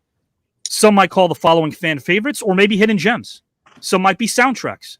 They certainly deserve to be on the level as true classics. So guys and gals, we're going to start things off right now with Mr. Foley, as he'll make a case for Tom Petty's Long After Dark as the most underrated music album of all time. Once he's finished, we're going to kick it over to Cindy Pickett, who will make a case for Ferris Bueller's Day Off soundtrack as the most underrated music album of all time. And then Sergeant Slaughter will make a case for Eddie and the Cruisers, that soundtrack, as the most underrated music album of all time. Mr. Foley, are you ready to go, sir? In a 3, in a 2, in a U. I am ready to state my case for Long After Dark. This is underappreciated, I think, mainly by Tom Petty himself. I was watching a great documentary. It was like a 3.5-hour long documentary about the history of Tom Petty and the Heartbreakers. And there was a lot of time put into the first 2 albums before he really hit it big with Damn the Torpedoes. And then I believe the next album was Hard Promises. And when it got to Long After Dark, Tom said it felt like he was going through the motions. And I was like, but I love that album. And it was one of those albums where even in, I had it on vinyl and then later had it on CD, but there was not a single song that I would skip. The big hit on it was You Got Lucky, which was a very different type of Tom Petty and the Heartbreakers song, but I just loved it. To me, it was like a murderer's row of great licks. Like I don't think it was Mike Campbell's fanciest guitar work, but some of the opening riffs for like not One Story Town so much, but let me see if I can find the song list here. Straight Into Darkness is such a wonderful, heartbreaking. So to me, it's a heartbreaking song, and it kind of stands up there. It's in the middle of the 3 sad, to me, the saddest Tom Petty love songs. One is Woman in Love from Hard Promises. This one is Straight Into Darkness. And then The Best of Everything from Southern Accents, that kind of allows him to appreciate a long lost love before Facebook and all that made it ridiculously easy to get in touch with people. He's just reminiscing about someone and wishing them the best of everything. But I thought this was really solid from A to Z. One of my favorite albums, maybe forgotten by most people, but to me, it holds up really well. I looked at some of the reviews, the idea that a couple of magazines gave it 1 star. I just felt like it was really well done. Jimmy Iovine, who produced Damn the Torpedoes, and whose friend Jamie I'm friends with. Jimmy went on to make far more money with Beats speakers than he ever made as a music producer. But this is, to me, right up there with his finest albums. And that's why I pick Long After Dark by Tom Petty and the Heartbreakers as my most underrated album. And guys and gals, Long After Dark, we're going to remember this night because this has already been quite the get-together of Cindy Pickett, Mick Foley, Sergeant Slaughter, and of course, all of you, the engine that makes this thing go. Cindy Pickett now will make a case, guys and gals and pals, for Ferris Bueller's Day Off soundtrack as the most underrated album of all time. To Cindy Pickett, are you ready, my friend? I'm ready. 3 and a 2. I don't have much to say about it except that it is one of the greatest soundtracks of any film, modern film. All of John Hughes' films had these great soundtracks, but the Ferris Bueller soundtrack never came out as an album, but it was rated one of the 10 best soundtrack albums from the 80s. And I just think that it should have come out, and I never heard the story why it didn't. But anyway, so I am making a case for it being the most underrated album, at least of the 80s. Did you agree, Mick? Did you watch Ferris Bueller? Wasn't it wonderful, the album? Yeah. Well, yeah, I love Ferris Bueller's Day Off. I mean, yeah, it was a great feel-good soundtrack. But right now I've got Matthew Broderick singing Dankeschön in my Exactly. in my brain. Dankeschön. And But I would have to go back and look. Even in the closing credits. I would have to even look in at the closing it track credits. by track, but I think you could make the case that without the great soundtrack, then the movie itself wouldn't be as beloved as it is. Absolutely. It certainly was one of the cornerstones of 1980 cinema. Yep. I love that. Guys and That's gals, my again. story. Yep. I know, great story. And Cindy, you were there. You were there for the whole experience, of I course. was there, yes. Yeah. Yes, I was there. Absolutely. It was quite a ride. I loved gals. it. I loved it also. I loved the movie a lot because a kid I went to school with was named Bueller. No And way. in the Nickname movie, or real name? Bueller. Bueller. And so we, Bueller. in all our class reunions, we lay it on to poor Bueller since that movie came out. This happened a few years ago before he passed. Richard Donner, who I've always said has been my mentor and got me into the studio system, had a conversation once on the phone, he told me, with Ben Stein. Never met Ben Stein. Wow. But I told him my guilty pleasure is to sit in a room somewhere quietly for 3 hours and simply listen to Ben Stein and Henry Kissinger have a conversation. Just Yes. for 2 hours. I would pay money for that. Yeah. They're brilliant, and just to absorb all of that. Guys and gals, Henry Kissinger's still with us, and so is Ben Stein. Let's make that happen. Let's bring them both to the tournament. I'll see if I God, can make some yes. calls. Oh, That'll be yeah. awesome. So Mr. Slaughter now, speaking of awesome, Mr. Slaughter is going to give us his case for Eddie and the Cruisers as the most underrated album of all time. Are you ready, good sir? I am. A 3 and a 2 and a... Okay, my vote for Eddie and the Cruisers comes because it was the movie was made in 1986, and of course the soundtrack.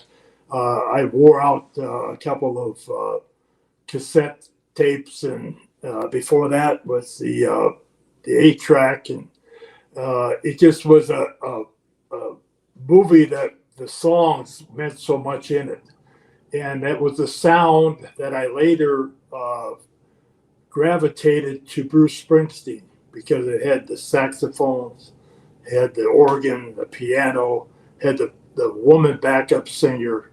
And if you listen to a lot of Bruce Springsteen music, that soundtrack by John Cafferty and the Beaver Brown Band sounds so much like a young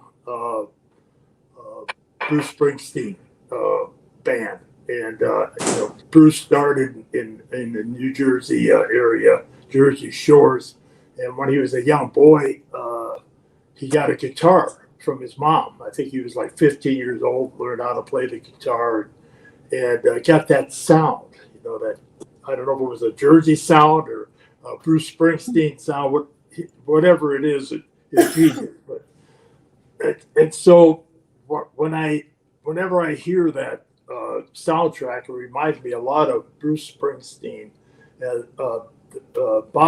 Cafferty's band was from Rhode Island, so it's kind of close, but not a football pass, but same type of music. And I just love saxophones and get great guitar playing, and so it just dawned on me when I was thinking about an underrated because I wore it out. On the Dark Side, Tender Years, Wild Summer Nights, Rock and roll shoes. Rock and roll shoes. Hang up my rock and roll shoes. I can't remember all the songs, but Boardwalk Angel was my wife and I. That was our favorite. We danced to that, and can I get here?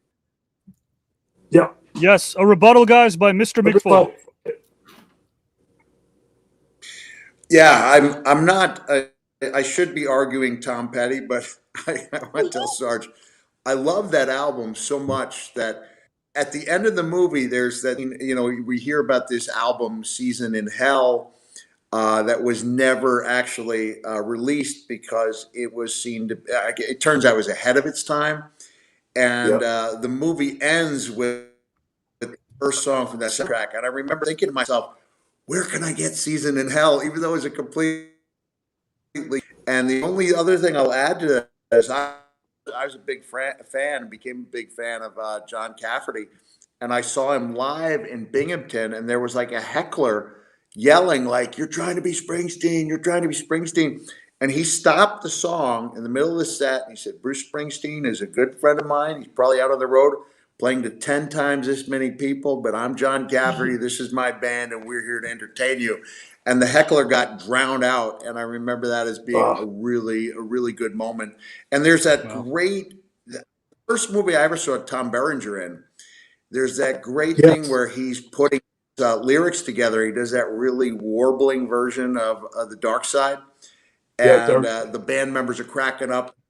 Ray's like, "Wait a second, we got something here." And he comes in with the little keyboard, and then Long Tall Sally comes in with the bass line. And you see the song coming around, almost like the way they did it in Walk the Line with Johnny Cash and Folsom Rhythm Blues, although they did it 30 years earlier than that, or 25 years earlier. I'd say that's a really good selection, Sarge. Really good. Solid. Absolutely. Very solid. Without question, yeah. And you brought up, again, some great songs by Cafferty. Wild Summer Nights, Guys and Gals. There's so many great ones here. Really quick story. You brought up Tom Berenger. Found out recently, straight from Tom, he was very close to playing Sensei Kreese in Karate Kid 1. Very close. Whoa. Imagine Tom Berenger as Sensei Kreese. I could see it.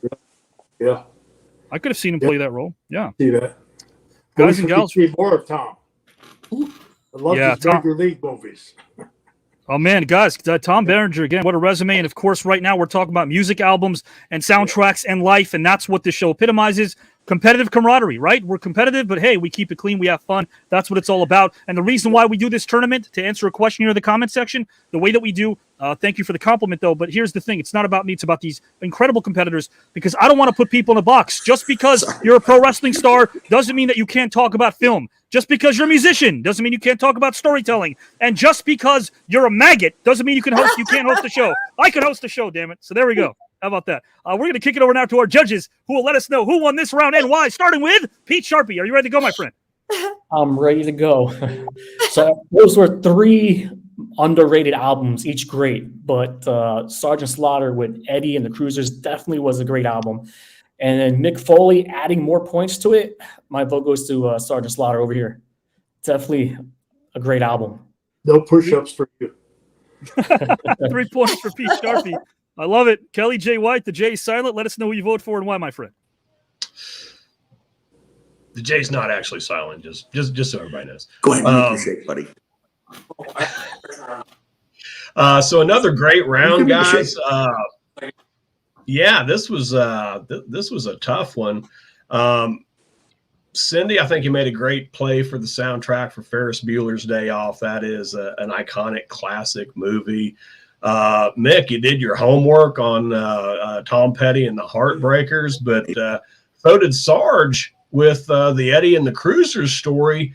And unfortunately, Mick, you tagged in and helped him out. So I've got to give my 3 points to Sarge.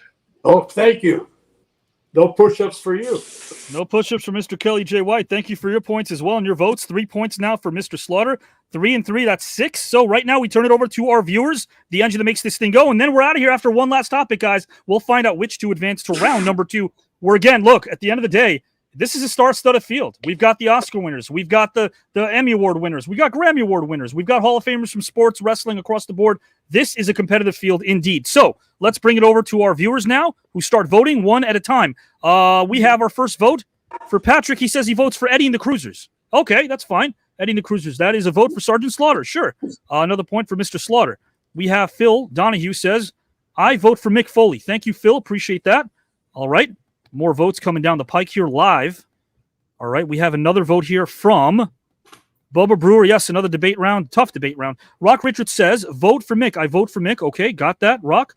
2.2 thousand comments on my page alone. Thank you so much for that, guys. We appreciate all of your love. Awesome, awesome, awesome. Round number two, Lawrence says goes to Cindy. Round number 2 goes to Cindy, according to Lawrence. Thank you, Lawrence, for your vote. All right. We have more votes here before we move on to round number 2. Cecilia, well, the nice comment here. I'm so glad I got on. Oh my God, Mick has always been my favorite wrestler. Thank you, Cecilia, for that beautiful comment. Awesome, awesome. Positive viewers here. We love you all. All right, we have more. Let's see. This is for, I believe this is one for Mick Foley here. I'm trying to pull up all your comments here in real time, guys and gals. Tammy says, I vote Sergeant Slaughter. Got that vote. Okay, thank you, Tammy. Bubba Brewer says, another great topic. Mick and Cindy were good on this topic, but this time going with the Sergeant. Truly underrated album. Thank you, Bubba Brewer, for your vote as well. Chad, with his 3 points, says, this was another hard one to pick, but I'm going with a lovely Cindy Pickett this round. Thank you, Chad, for your vote as well.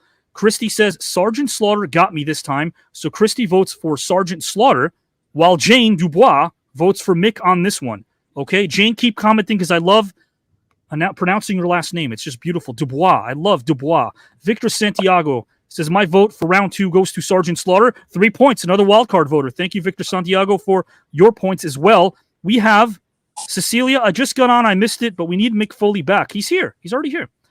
Dakota Benson says, Mick won me over. Let's see who this goes to. Oh, man, there's so many comments here. I cannot read them all, guys. I'm going to do this about maybe 2 minutes worth of comments, and then I will segue into the third topic. So, Howard Collado says, I vote for Sergeant Slaughter. Overall, solid arguments. The Horn argument and its relationship to Bruce was a nice touch. Indeed. Thank you, Howard. Social Media Phoenix votes for Cindy. Thank you, SMP. We appreciate that. We have more votes. Wowza, indeed. Wowza, browza. Lester Cook says he votes for Mick Foley. Okay, thank you. Votes for Mick. That is his pick. And Sheila votes for Sergeant Slaughter. Thank you so much. Julie Red votes for Mick Foley, while Fiona votes for Cindy Pickett. And Dakota says, Mick won me over again. Hard choice, but I'm a sucker for Tom. So Dakota Benson, thank you for voting. You vote for Mick Foley. I believe that's it, guys. I'm going to try to see if there's anything that I missed, but I cannot get all of them here. I'm going to start counting this thing down right now. Gus, I did not get yours. If you want to put it in again real quick, type it in real quick so I can count it, because we have to move on to the third and final topic to find out who advances to round number 2 of this star-studded tournament. Okay, guys, 10, 9, 8, 7. Alex votes for Sergeant Slaughter. And John Red concurs and also votes for Sergeant Slaughter. Gus votes for Mick Foley. Thank you, Gus. And Jeff says, my vote goes to Sarge. Cobra clutching the competition on this one. Jeff Reeder. Okay, gotcha. You saved yourself from a Cobra clutch, Jeff. So good vote. There you go. All right there. 10, 9, 8, 7, 6, and a 5. There's a 4. We know there's a 3 and a 2, and of course a 1. Guys, after round number 2, tally. We have Mick Foley with 34, Sergeant Slaughter with 18, Cindy Pickett with 13. Last topic. Here we go. Guys, a day in the life. My personal preoccupation when developing a new story as a writer is to find an experimental understanding of my characters. I experiment. It's called free writing. Initially, I'm not so interested in the circumstances of their birth as I am in how they do the ordinary tasks that everyday life requires.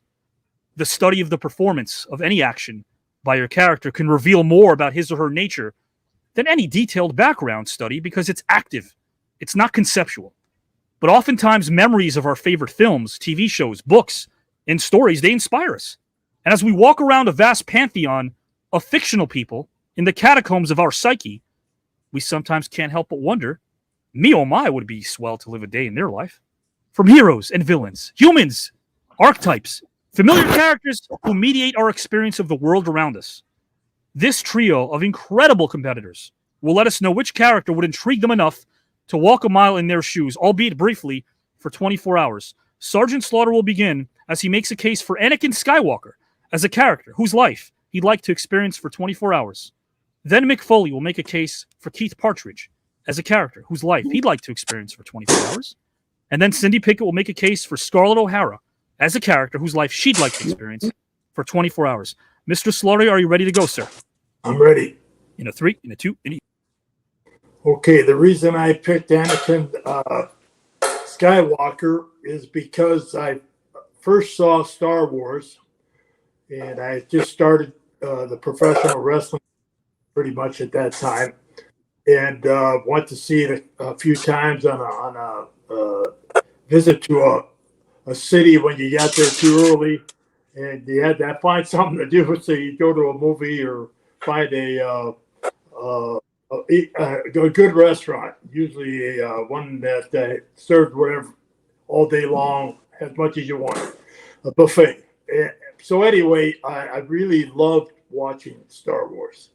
And the character that always enthralled me was Darth Vader. And because he was that ultimate villain, the guy that you couldn't quite, stop. You thought you had him, but you didn't have him. So as I went through the business, and I probably talked about it earlier, I had to stop the business at one point because my mother got very ill with cancer. And so I went back home to help my father run his business. And so while I was doing that, Vern Gagne, who trained me, called me and said, Bob, are you able to go to Hawaii for 6 weeks? I said, boy, I would sure like to, but no, I really can't. My mother's sick and I got to run my dad's company. So he said, okay. I just was wondering because we need a masked wrestler to go over there. Ed Francis has a league over there and he needs a masked man. So I brought it up to my mom and dad and family at dinner that night. And my mother said, Bob, I got cancer, but I'm not dying tomorrow. You got a chance to go to Hawaii, get your butt on an airplane. So I headed over, and as she was pretty ill, she put a character together for me.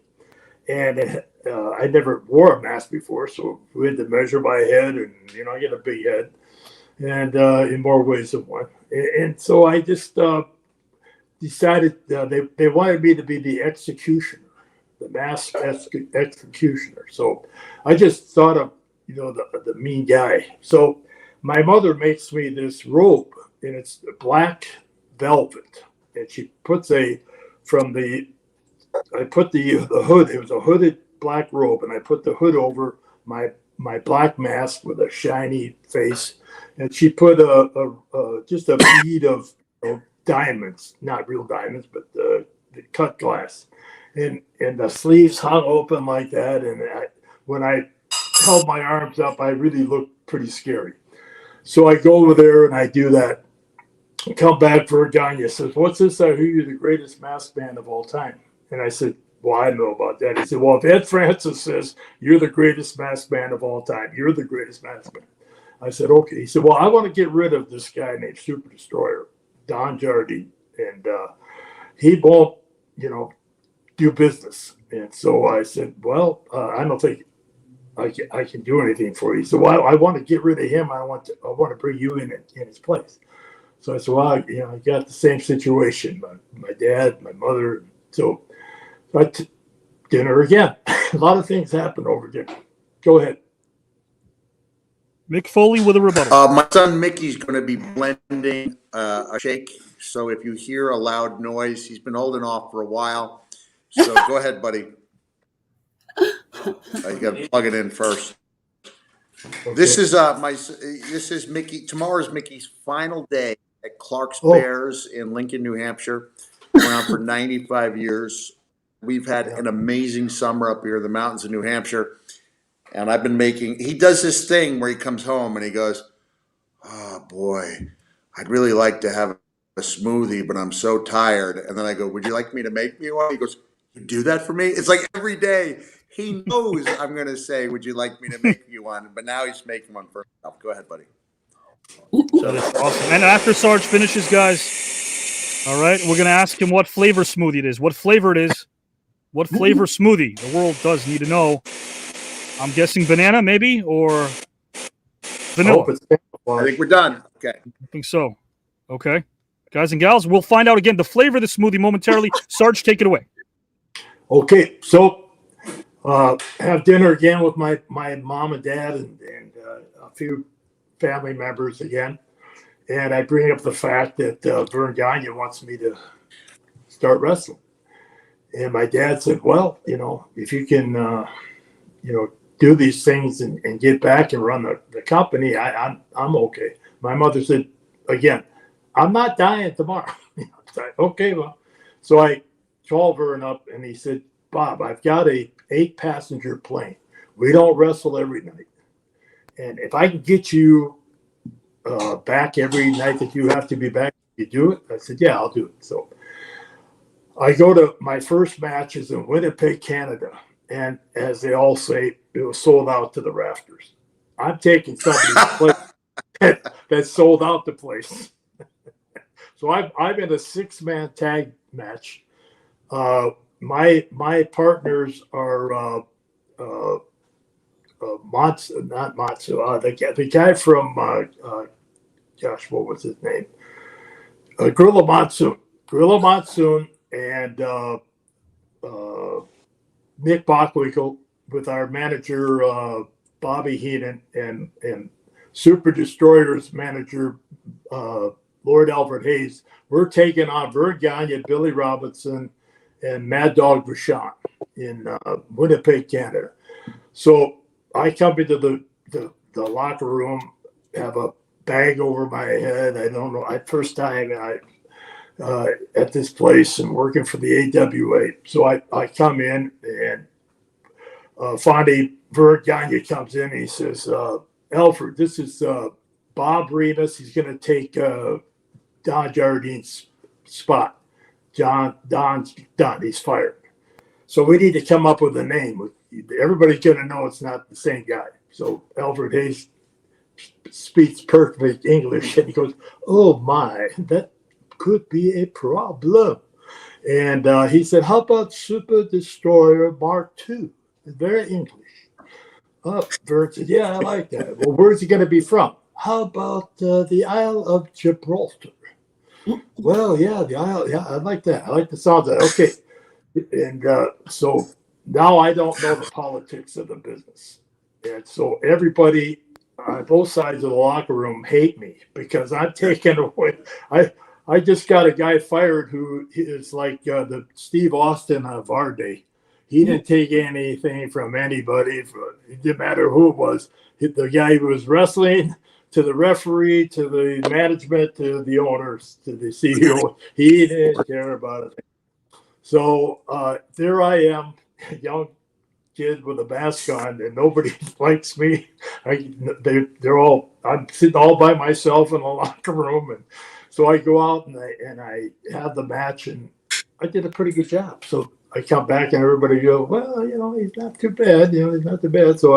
So anyway, I decided I would use this rope that my mother made for this character also, Super Destroyer Mark II.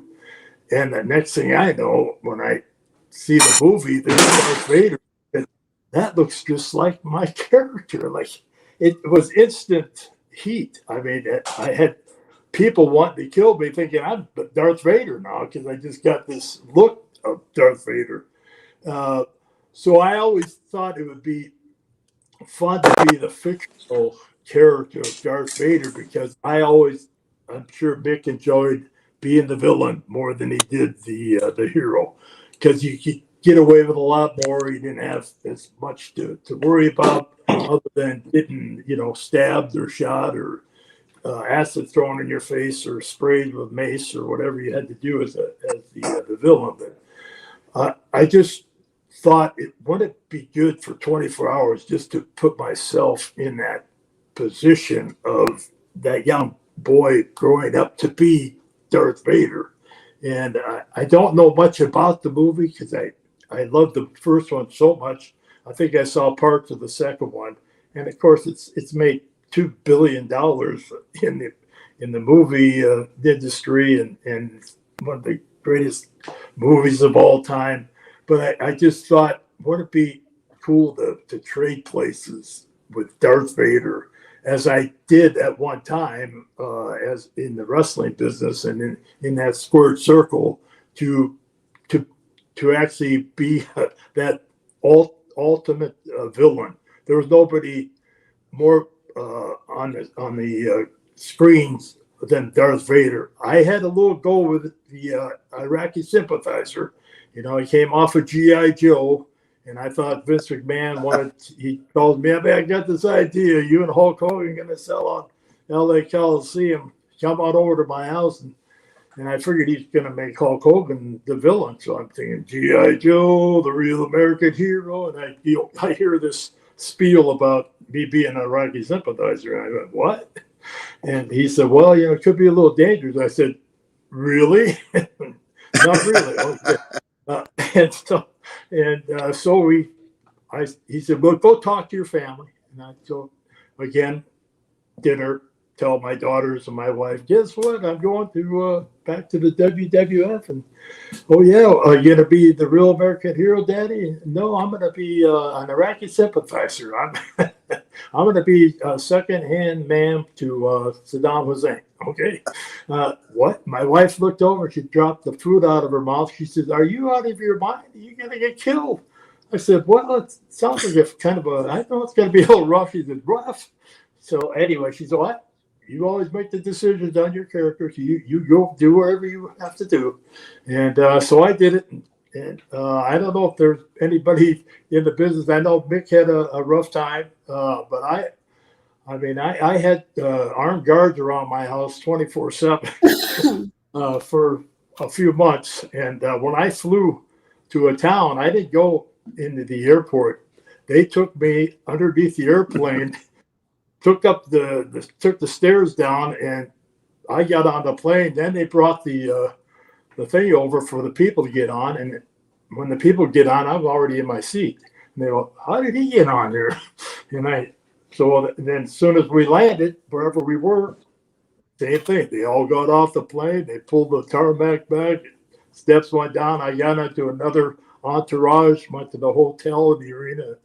But those are some rough times. But I can't imagine anybody having it any rougher than Darth Vader. I'm sure a lot of moviegoers didn't like him at all, and the way they worked all around. And I definitely gonna one day sit down and watch all of them. Huh. Well, I don't want to give you a spoiler, Mr. Slaughter, but hey, at the end, this is a wrestling term. There's quite a heel to face turn at the end with Darth Vader. There is. He turns face. He turns face. I won't spoil it for you. All right. But again, that is an amazing. And you were able to interweave all this stuff into your pro wrestling career as it pertains to this topic, and that's pretty incredible. And guys and gals, we're gonna move on right now over to Mr. Mick Foley, who will make a case for Keith Partridge as a character whose life he'd like to experience for 24 hours. Mr. Foley, are you ready? Man, what a politician. And I'm wearing my Partridge Family shirt. Oh, the Partridge Family shirt. Man. There's A visual aid by Mick Foley. A visual aid. 3 and a 2 and a U. Look, my younger boys, Mickey and Huey, said, Dad, how many Partridge Family episodes were there? I said, 4 seasons, so like 96. They're like, how's that possible? I've heard you listen to hundreds of episodes. I'm like, no, I watch them over and over again because they make me feel good. I would like to be Keith, because not David Cassidy. David Cassidy had a fame he became a prisoner of his own fame. Couldn't even leave his hotel room. But Keith Partridge, with the exception of the pilot where they played Caesar's Palace, he basically played the supper clubs that manager Reuben Kincaid booked him into. And there would be occasional episodes where like the girls would be going so crazy over Keith that Danny was auctioning off items like Keith's pickle from lunch. And Keith woke up and he thought he was losing his hair because Danny had come and snipped off his hair to try to raise money so he could buy his mom an expensive present. I just think Keith as a character had the right amount of fame. The producers and the writers realized that this guy had taken off as a teen. Trajectory was like so immediate that if they didn't make him sympathetic, they were going to lose 100% of the male audience over like age 12. And so they made him like a lovable loser. And I've heard Danny Bonaduce, who portrayed Danny, say that he was the coolest guy in America. How could you make him such a loser? And I'm thinking, but that's what I loved about him. He had one of the greatest slow burns. He was usually, because if he'd come out on top of every discussion, there would be heat on him, as we say. He'd be too perfect because he was this incredibly good looking guy, had the greatest hair in America, let's be honest. Underrated singing voice to the point where when I was driving back from my TerrorCon, I thought to myself, I could make a good case for Sound Magazine by Partridge Family being the most underrated album of all time. But one of the things I thought was interesting is that two of the songs I took to the most were not necessarily big hits like I Think I Love You, I Woke Up in Love This Morning, I Can Hear Your Heartbeat. There were two of them. One was Love That Was All That I Ever Needed, and the other was called There'll Come a Time. And David Cassidy co-wrote Love Was All That I Ever Needed, which was a great rock and roll song. I'll go so far as to call it badass, even though most people wouldn't use that to describe Partridge Family albums. But this next one came in a show where Keith was running for student president, and he came to understand that the young lady who was running against him was a much stronger candidate, and that people were only rooting for him because he was popular. And the reason I think I took to this song, I found out later that it was one of the few Partridge Family songs that David Cassidy wrote completely on his own. I just like to quote it a little bit. They sang it at the end of the album, and it's kind of like a revelation that there was somebody deeper there than you might imagine. And he said, "There'll come a time, I know, you might see me after a show. Maybe there'll be no one else around. Just take a good look at me. If you forget just who I might be, don't be surprised if someone real is found. I got feelings just like you. When I get lonely, I cry too. Can't you see I'm not a circus clown? And if you think you like what you see, how about coming along with me? Take a chance on someone who's been down." And I think this is the perfect opportunity for life to imitate art. And in the same way that Keith realized he wasn't really deserving of that victory, I don't think I'm deserving of victory just because some of you liked what I did on TV. I think you should take the votes you would have given to me, given my complete zero lack of preparation, and therefore you could say interest. And I think you should divide those votes between Cindy and Sarge. Rebuttal. Mr. Slaughter has a rebuttal. Rebuttal. Okay, Sarge, go for it. I have a rebuttal. Did he win? Did he win? Not yet. After you wrote the song, I'm sure he sang it on the show. Did he beat the girl? Did he become the president of this class, or on the show? Did he become the president afterwards? Hold on, I'm losing Sarge's audio. audio. Telling the story that he was running for election against this girl who was better than him, so he wrote the song about what was going on. Did he win? What is he, president? Or did he become class president? About her. See, his younger sister Lori was the other girl's manager, so it created this inner source of conflict. Gotcha. And when Keith gave that speech, it was, wow, what a revelation! And it was pretty moving to me because he did play kind of like a likable but shallow young man who sang deceptively beautiful love songs, but only kept a girlfriend for a week. Oh, I see. And it didn't matter how much he'd been belittled or bamboozled by Danny Partridge. At the end of the show, he was like, Sarge, how many people have you seen in our business? They're having a tough time holding their own personal lives together. They've got issues at home, but yet when they go out there in the spotlight, man, they just hold that crowd in the palm of their hand. I made a fist instead of a palm of the hand. And that was the way Keith was. He was a great showman, great voice. How often does Dad listen to the Partridge Family? Several times a week. Several times a week, yeah. So obviously, this guy Keith Partridge Boy, had quite what an a effect on feat! my life. What I'm rebuttaling it again. What a politician! A second rebuttal. Holynomics in 2024. That's all I can say. Holynomics. My question to Mick before we kick it over to Miss Cindy Pickett, guys and gals, for the third topic and final topic is: what if we combined forces? What if Keith Partridge had Sergeant Slaughter as his bodyguard during that election in that episode, Mick Foley as his spokesperson, Ferris Bueller as his campaign manager, and Cindy Pickett there as well beside him? Would he have won then if all four forces united? Yeah. Totally. It was a shoo-in. Would have been a shoo-in. Definitely a shoo-in. A shoo-in for sure, Mr. guys and gals. Mr. Sacco would have showed up at the end. Absolutely, to celebrate. You can't celebrate without him. Guys and gals, right now we're about to celebrate, but not quite yet because we got our third topic. Stop singing about love songs.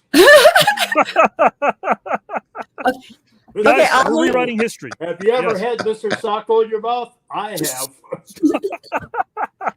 It's not fun. It's not fun. No. But guys, you know what is fun, guys and gals, is this final topic. Cindy Pickett has a rebuttal. A rebuttal? No, it's not a rebuttal. It's to warn you that I'm not doing Scarlett O'Hara. Oh, you're not going to do Scarlett O'Hara. Okay. No, I'm going to do Grace. Grace, you're going to do Grace. Guys and gals, Cindy will let us know, again, who she will be portraying. This is 24 hours in the life of. 24 hours in the life of course. Cindy Pickett, when you are ready to go, please let us know who you want to make a case for as a character or a person whose life you'd like to experience for 24 hours in a 3, in a 2, in a U. I would like to be Grace Slick at Woodstock. Oh. And I was going to wear my Woodstock T-shirt too, but I forgot. But I actually decided that I would be Grace Slick 24 hours at Woodstock. She started her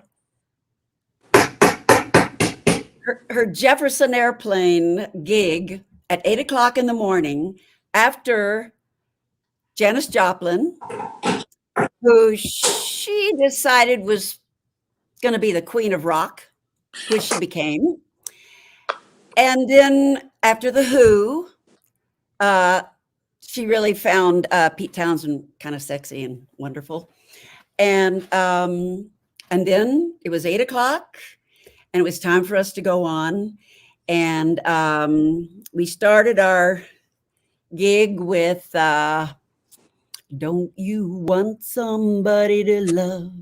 Wouldn't you need somebody to love? Wouldn't you love somebody to love? I'm going to find somebody to love. Everybody, your eyes. Well done. Your eyes don't. Anyway, so we had an amazing time. I screamed. It felt so amazing. And anyway, we did about 12 songs, and then it was time for Joe Cocker to come on. So we went backstage, had some hot dogs, got to sit backstage and listening to Joe, who's a skinny little sexy guy. We watched the band, and then Blood, Sweat, and Tears. And then Crosby, Stills, Nash, and Young. Young had just come on to the band.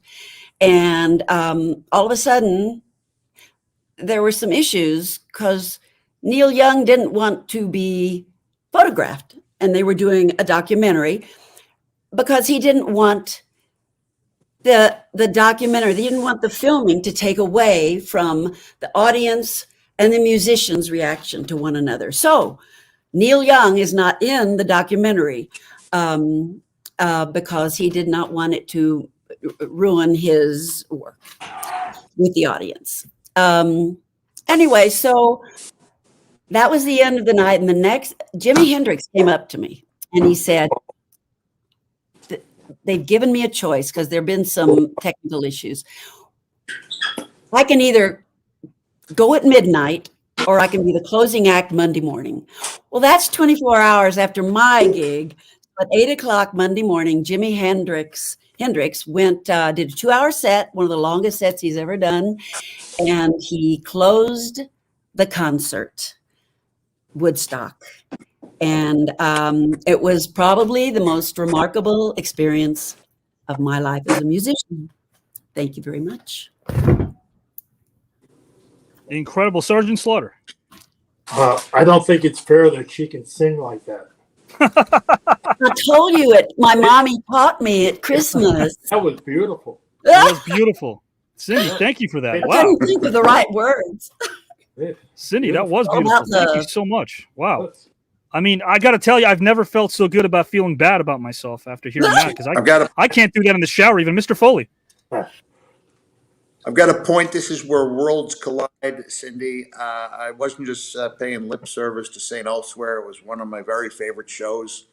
Just an incredible cast. And when I met William Daniels, was Dr. Mark Craig, was it the actor's name? William Daniels. I met him when he was Mr. Feeney on Boy Meets World. I did a little guest spot in there in 1999. And I said, Mr. Daniels, I was such a huge fan of St. Elsewhere. And I think he thought like I was, like I use the term paying lip service. And I said, my favorite line, since you spoke about the one performer, he's doing therapy and his psychologist or psychiatrist says, now this dream where you said you saw the silver spaceship in the yellow haze of the sun. And William Daniels said, I was kneeling and I was young. And I thought, this is just great writing, right? Because it's going to go over the head of almost everyone. There was another time when he was talking about his neighbor, Joe, who had a spaniel. He only says spaniel. And the dog kept nipping at him when he would ride his bike. And he got a big stick. And he said, and the next time I did that, I let that dog have it. And I never saw that dog again. And he paused and said, I shouldn't have done that to Joe's cocker. Oh, great. Yeah, they had great writers. This is genius stuff because if you get it, you can. What a politician. It was just so well done. And I think that you improved. It's just, and I just loved it. And you know what's funny? I'm going to just see if I can play this because this was only a week ago. Hold on. I got my daughter here. I'm prepared, huh? I'm prepared.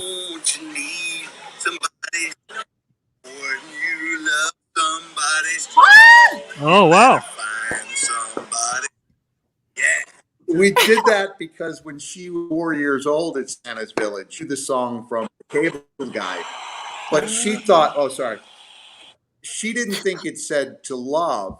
So we have a video. This is going back to like 1997 when she's a little girl, 98 maybe. And I'm going, don't you want somebody to know? Don't you need somebody to know? So what we're doing is we're paying tribute. These little things that make a difference in your lives. You know what's funny, Cindy, is I will argue that the only thing that makes a show legendary is having something of it to pass on to others. So I was part of this really cool event called the Rally to Restore Sanity and or Fear with Jon Stewart and Stephen Colbert. And it was this amazing, it was an amazing event, and they had to have had 100,000 people there. And I can say that as someone who's been in front of some big crowds.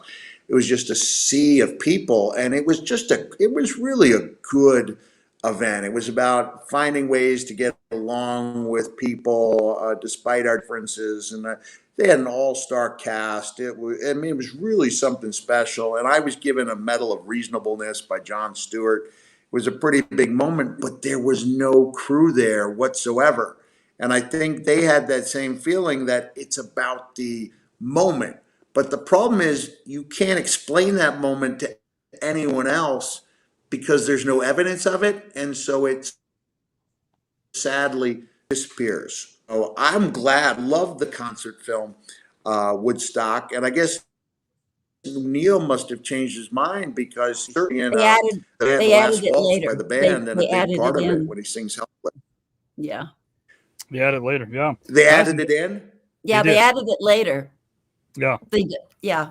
And I like the connection too, Cindy, that Mick made because he was talking about Don't You Want Somebody to Love from the Cable Guy. Of course, that's during a scene featuring Matthew Broderick. Of course, Matthew Broderick, Cindy Pickett's co-star. We're all interweaving things here as well. I like that. There's a lot of different degrees of separation here. Guys, this is it. Topic number 3 is in the books. And that means right now we're going to find out who advances to round number 2 of this star-studded field. I'm going to zip the old lip. And guys and gals, our judges right now will let us know who they vote for and why, starting with Pete Sharpie. Hey, I love how everyone's getting along here. There's a lot of comedy. I love it. It's fantastic. To get to the vote, Sergeant Slaughter, Anakin Skywalker, definitely one of the biggest badasses in sci-fi history. This is coming from a Trekkie.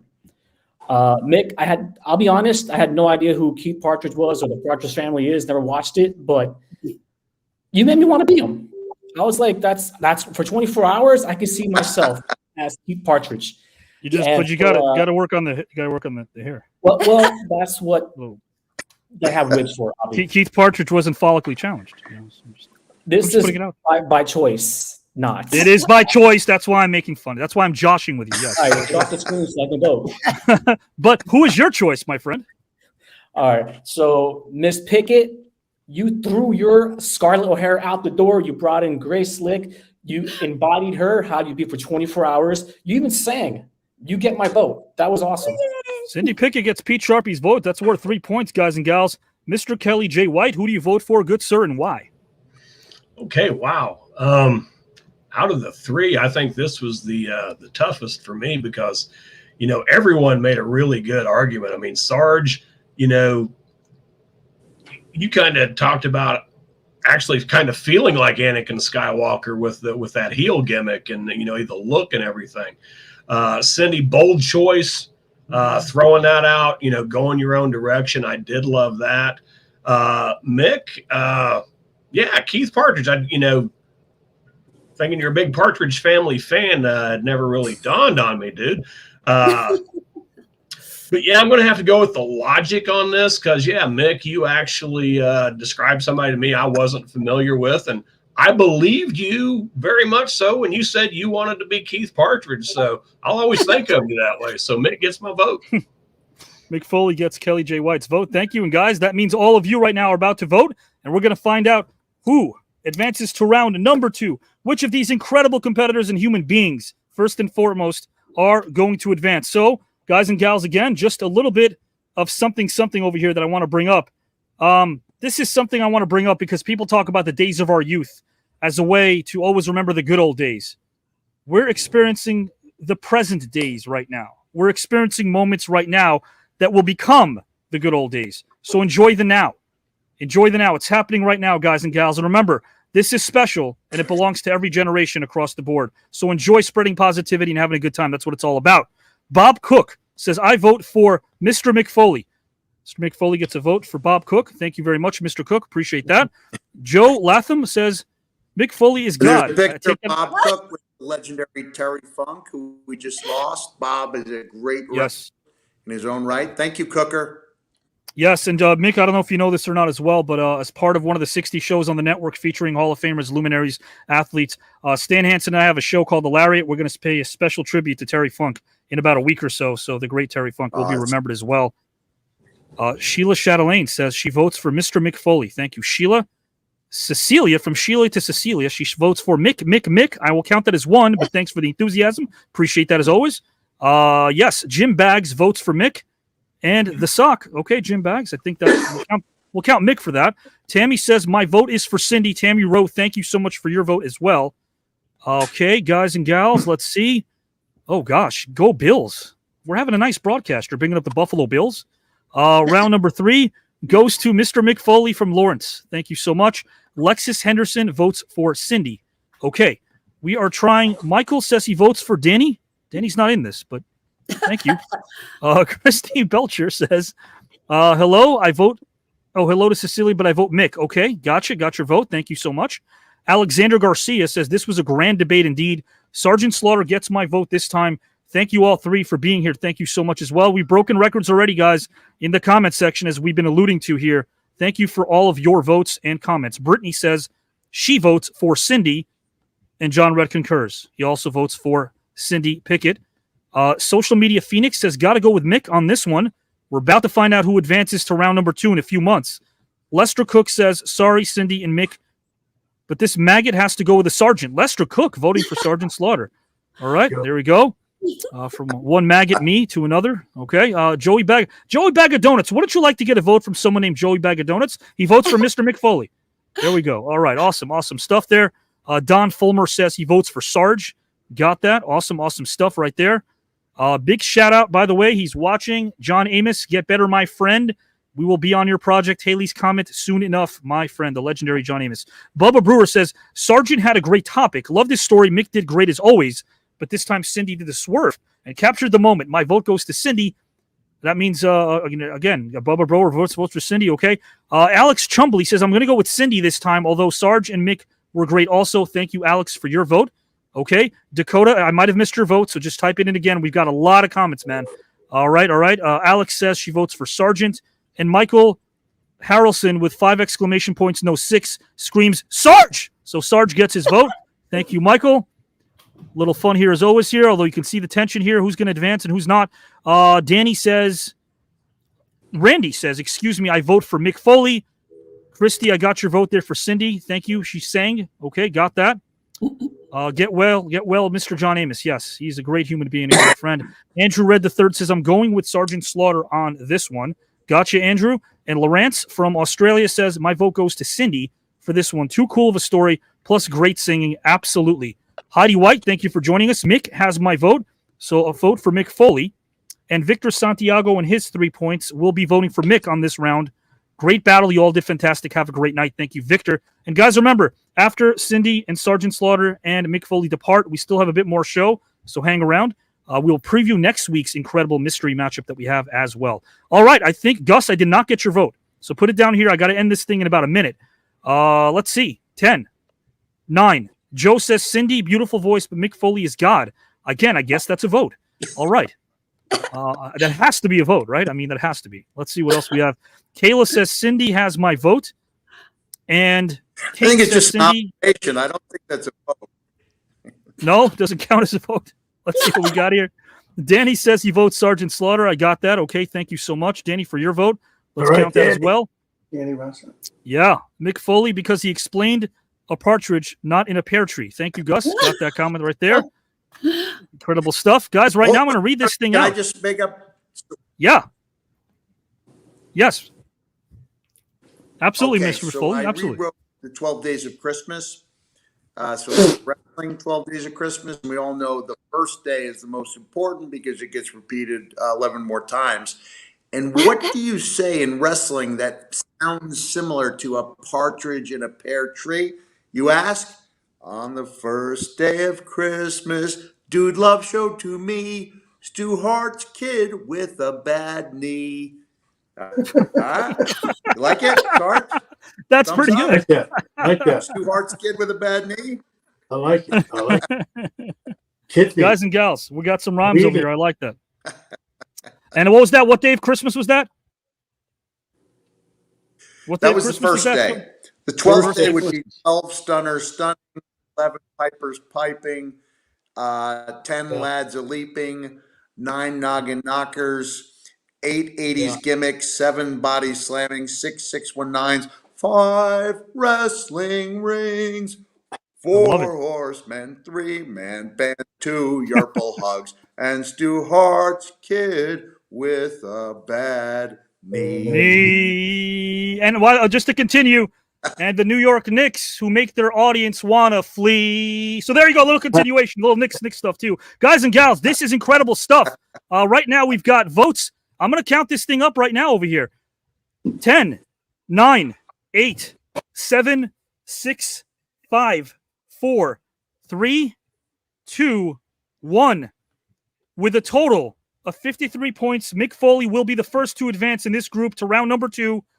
And 26 to 25. Sergeant Slaughter with 26 points moves on by 1 point to the second round of the Celebrity Grand Debate Tournament, where 13 grand is on the line and a trip for 2 to Greece. Cindy just lost. She's having some tech issues here. Cindy, if you hear me, I will call you in a moment. She's not on screen with us right now. Mick, I'm going to just bring you in for 1 second. I want to talk to Sarge for one brief moment and bring you back in for 1 second. 1 second. Mr. Slaughter, incredible stuff, incredible storytelling, and this is from the heart. No shtick, man. You are one wonderful human being that's been so generous with his heart and his time, and I thank you for that. Well, I appreciate you having us on, and wasn't sure what to expect, but you're number one in my book as far as putting on a podcast and knowing what you know. You did a lot of research on all of us, and I'm sure you do the same thing for all your guests and probably your best friends too. But thank you so much. Really appreciate it. Not too often you get to see 2 Hall of Fame rings on one person. I'm the only human being that has a WWE Hall of Fame ring and a G.I. Joe Hall of Fame ring. So that's incredible. Appreciate you having me on. If you haven't heard, it's all around the country to get your Sergeant Slaughter challenge coin. When you come to see me at an event and you get a Cobra clutch and you can survive it, you get a challenge coin. How about that? Guys, the Sergeant Slaughter coin. Of the the Sergeant Slaughter Cobra Clutch Club. And we get a lot of military people come by that always give me challenge coins. So we thought, this is a good way to give back again to everybody that supports Sergeant Slaughter and everything that we do. And we appreciate just having this hour and a half, 2 hours to really have a good time. And thanks to Danny for voting for me. Got me that one vote I needed. And God bless you all. Thank you so much. And God bless you. And Sarge, we will see you in round 2. Congratulations, my friend. I'm not a maggot anymore. Round, you're still going to be a maggot. All right. Yes. Consistency. I love it. Have a great night, my friend. Okay. As you were. Round number 2, Sergeant Slaughter, class personified. He is. Don't let your enemy eat your breakfast. I promise I won't. Mr. Sergeant Slaughter, a Hall of Fame person. I'm dismissed. Sergeant Slaughter, guys and gals, what a great human being. I'm going to bring Cindy in a moment. I want to bring in Mick Foley again. 53 votes. If your strategy was to lose, you didn't do so well. I tried, man. They wouldn't let me. They overruled me. No. I tried to do the job. It's almost like they small package themselves and let me take the victory. No, man. You guys, I'm just glad I didn't have to vote because you are all class personified. There's a question I have to ask. The smoothie, what flavor was it? Mickey, what type of smoothie? I think he had. We're leaving after 3 months. We literally leave tomorrow from Lincoln, New Hampshire. So we had to use up what we had. So I'm thinking he used the strawberries with the vanilla Orgain, a little bit of almond butter, and a teaspoon of maple syrup. And that just made me want to end the broadcast and have a smoothie, but I won't. But Mr. Foley, you are in round number 2. Did you have a lot of fun tonight? I really did. Yeah, I had a lot of fun. You do a great job preparing. It was really an honor to be on there with Cindy, and she told some wonderful stories and heartfelt. I love the way she switched it up. I think she just read the room and thought, Scarlett O'Hara is not going to be as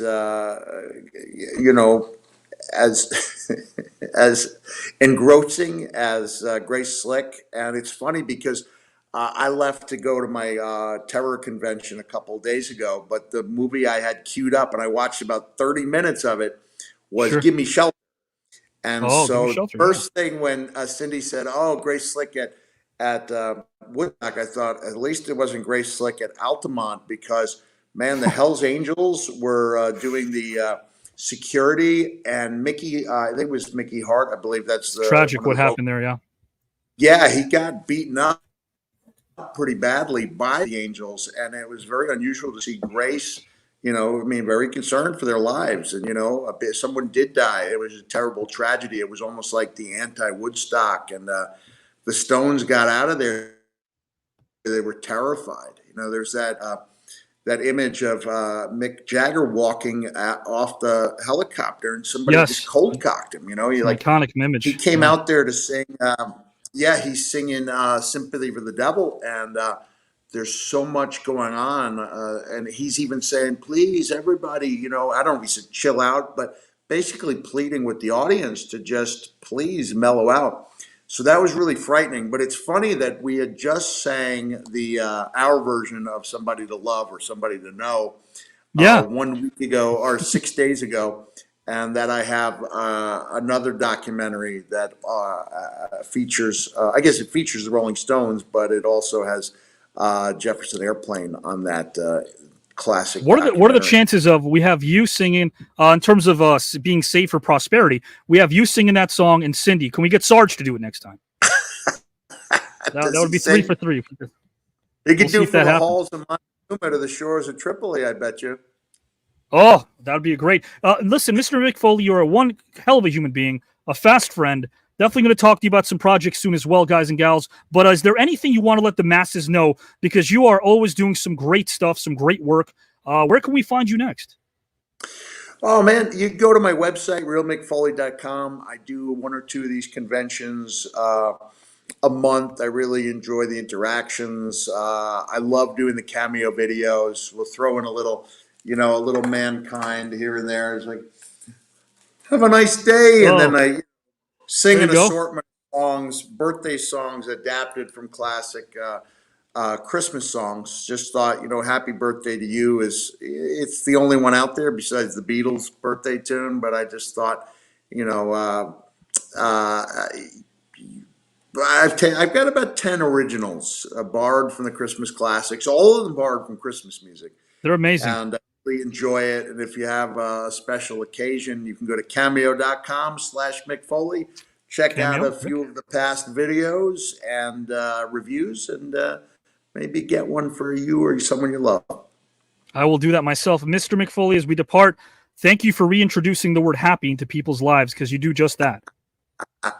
Come on, get happy. Whole lot of loving is what I'll be bringing.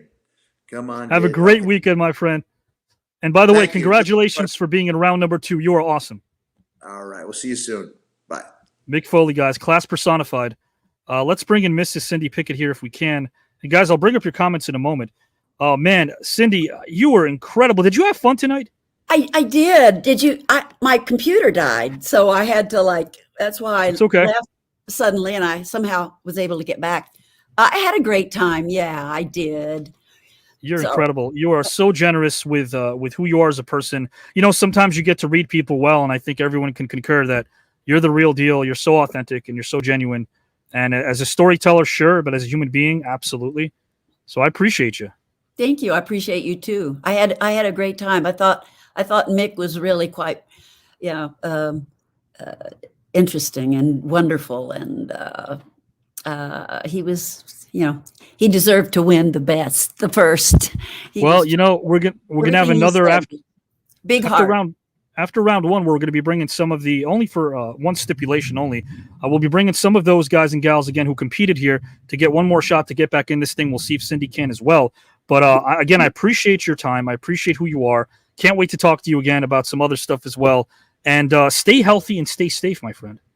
Yes, I'm getting ready to go to LA and do a couple of conventions like Mick was talking about. So, is that where we can find you next, Cindy? Some conventions out west in LA? Yeah. There's 2 in a row. There's HorrorCon. I did a Stephen King movie, and the Hollywood show, which is but COVID, everyone just shut down, and now everybody's beginning to get back, and it's like old home week. You people you've met, you've worked with, people. It's really kind of fun and wonderful. So, you're fun and you're wonderful and you're great and you're real. So thank you again for joining us tonight in the green room, my friend. Thank you. We'll talk later. Cindy Pickett, guys and gals, class personified. We're not done, guys. Don't go anywhere, because we're not done. We're not just going to preview stuff. There is interesting activities happening now that you don't want to miss. And you'll see for yourself. I'm going to go backstage for a quick moment, guys. Or maybe I won't. Maybe I'll bring somebody in. Maybe I won't. I don't know. Let's see, guys and gals. This was live. This was so incredible to see. Once again, an organic conversation. An organic conversation took place. The Celebrity Grand Debate Tournament, it's much more than just a debate. That's not the only thing that it is. I know Pete wants to have a conversation with somebody. Maybe he could do that. But while he does that, let's bring in Kelly White. Kelly White can have a little conversation because I see how elated he is in the back. He's elated. He's smiling as well, having a really cool time. Mr. Kelly J. White, what a great judge you were. And guys, don't go anywhere because, again, you won't want to miss what we have coming up next. Kelly White, Mick Foley, Sergeant Slaughter, Cindy Pickett. We broke records tonight already, and we're not even done. Would you say that this grand debate match lived up to the hype? Yeah. I mean, wow. Yeah, this was a horse of a different color, as they say. I've not seen one like this. You know, I mean, me and Bagwell had a very interesting match. There's been some great triple threats, but this was like just a storyteller's bonanza.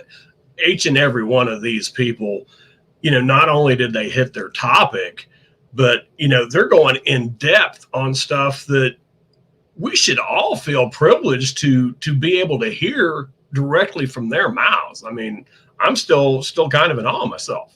Man, and what a great judge you were, too, because I saw you taking notes in the back as well. I noticed these things, but the question that I have for you is how hard was it to vote, man? How hard was it to vote for these three topics? Out of any of them, and, you know, I don't get to be here as often as I'd like, but out of anything I've judged before, this, to me, was the absolute most difficult. Was it? Okay. You know, 'cause these guys went just so much above and beyond on nearly everything. The third topic was Cindy. I mean, I found myself wanting to vote for her, but you know me, I try to call it down the middle and sticking with what the topic was. You know, I had to lean towards Mick Foley, but I mean, I thought she was just absolutely amazing on that last topic, the singing, you know, putting herself in there and just telling that story like she was, you know, just right there. That was awesome. So yeah, this was the hardest one for me to vote. I wish I could have just said, hey, give everybody a point. Well, you know what, man? This is, again, goes to show people you never know what we have coming up. I keep telling people, you never know. And in the world of film and TV, wait till you see who we have coming up as well. I guarantee you guys. Yeah, I got you. You know, this was great. There's going to be other great stuff coming down the pike. But isn't this kind of the part of the show where we blur lines? Are we there?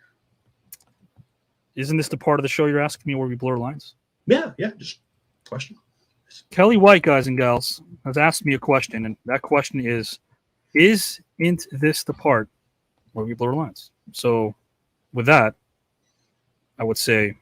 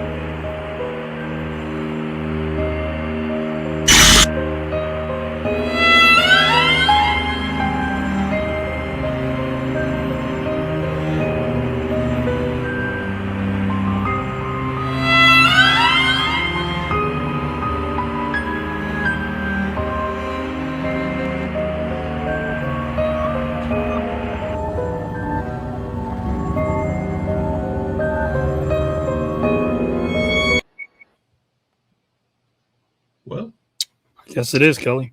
Seems like it is. With that said, Avi, not a secret.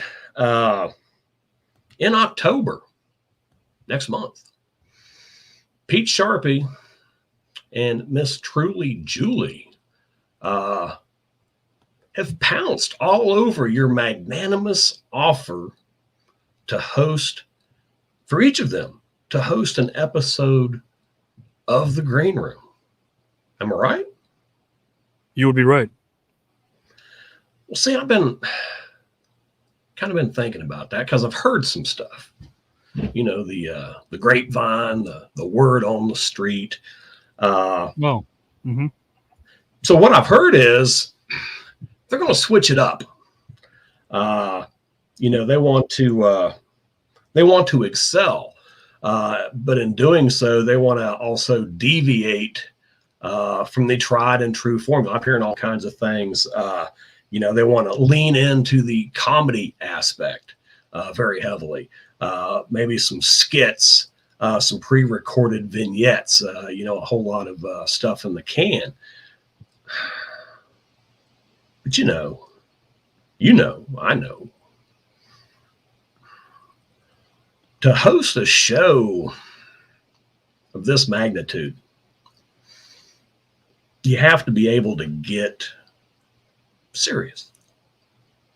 You have to be able to ask serious questions. You have to be able, even in this virtual realm, to look the other person in the eye and let them know you're 100% real, that you're for real. So here's what I'm thinking to help them out. They each have their respective episode. How about I appear live on these episodes with them so they can look me in the eye and show me they're real? What do you think?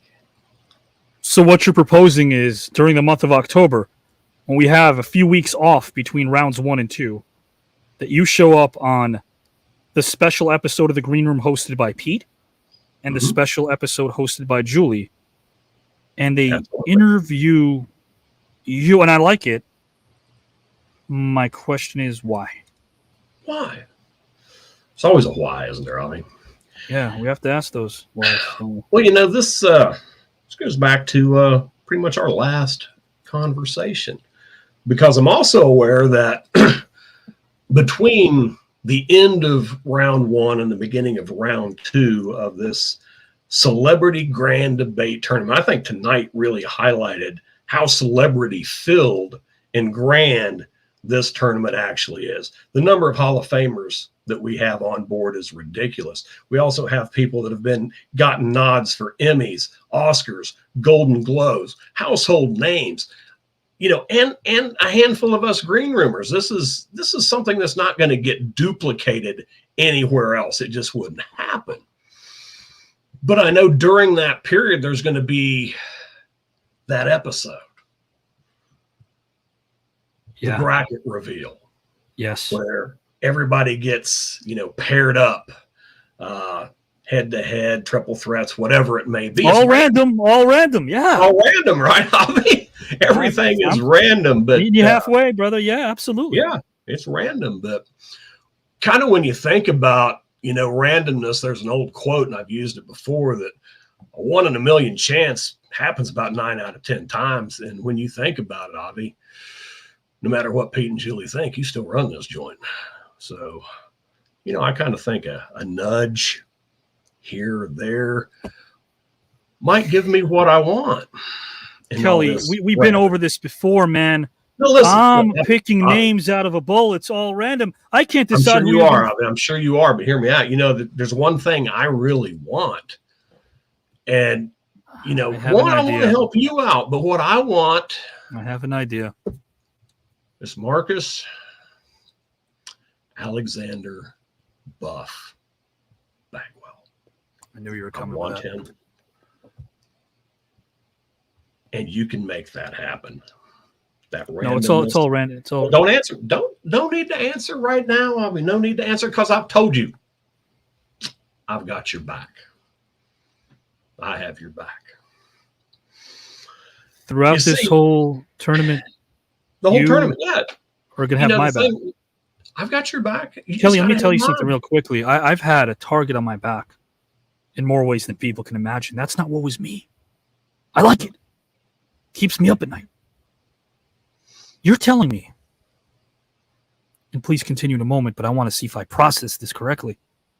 You're telling me that if somehow, randomly, that's what we're talking about, randomly, Buff Bagwell's name appears right before Kelly White's name out of that bowl, that no matter what happens, no matter who I face, outside this tournament or inside, Kelly J. White has my back.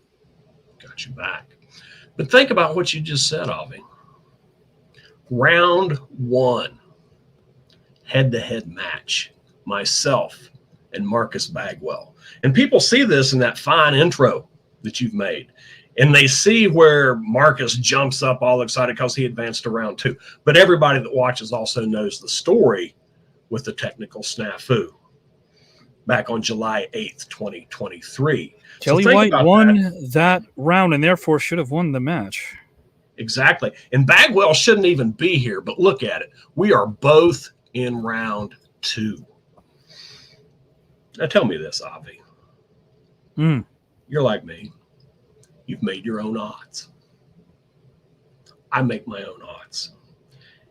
And when you think about that, destiny, myself and Marcus, after facing off in round 1, one of us should have been gone, one of us should have been here, but we're both here. Sounds like destiny to me.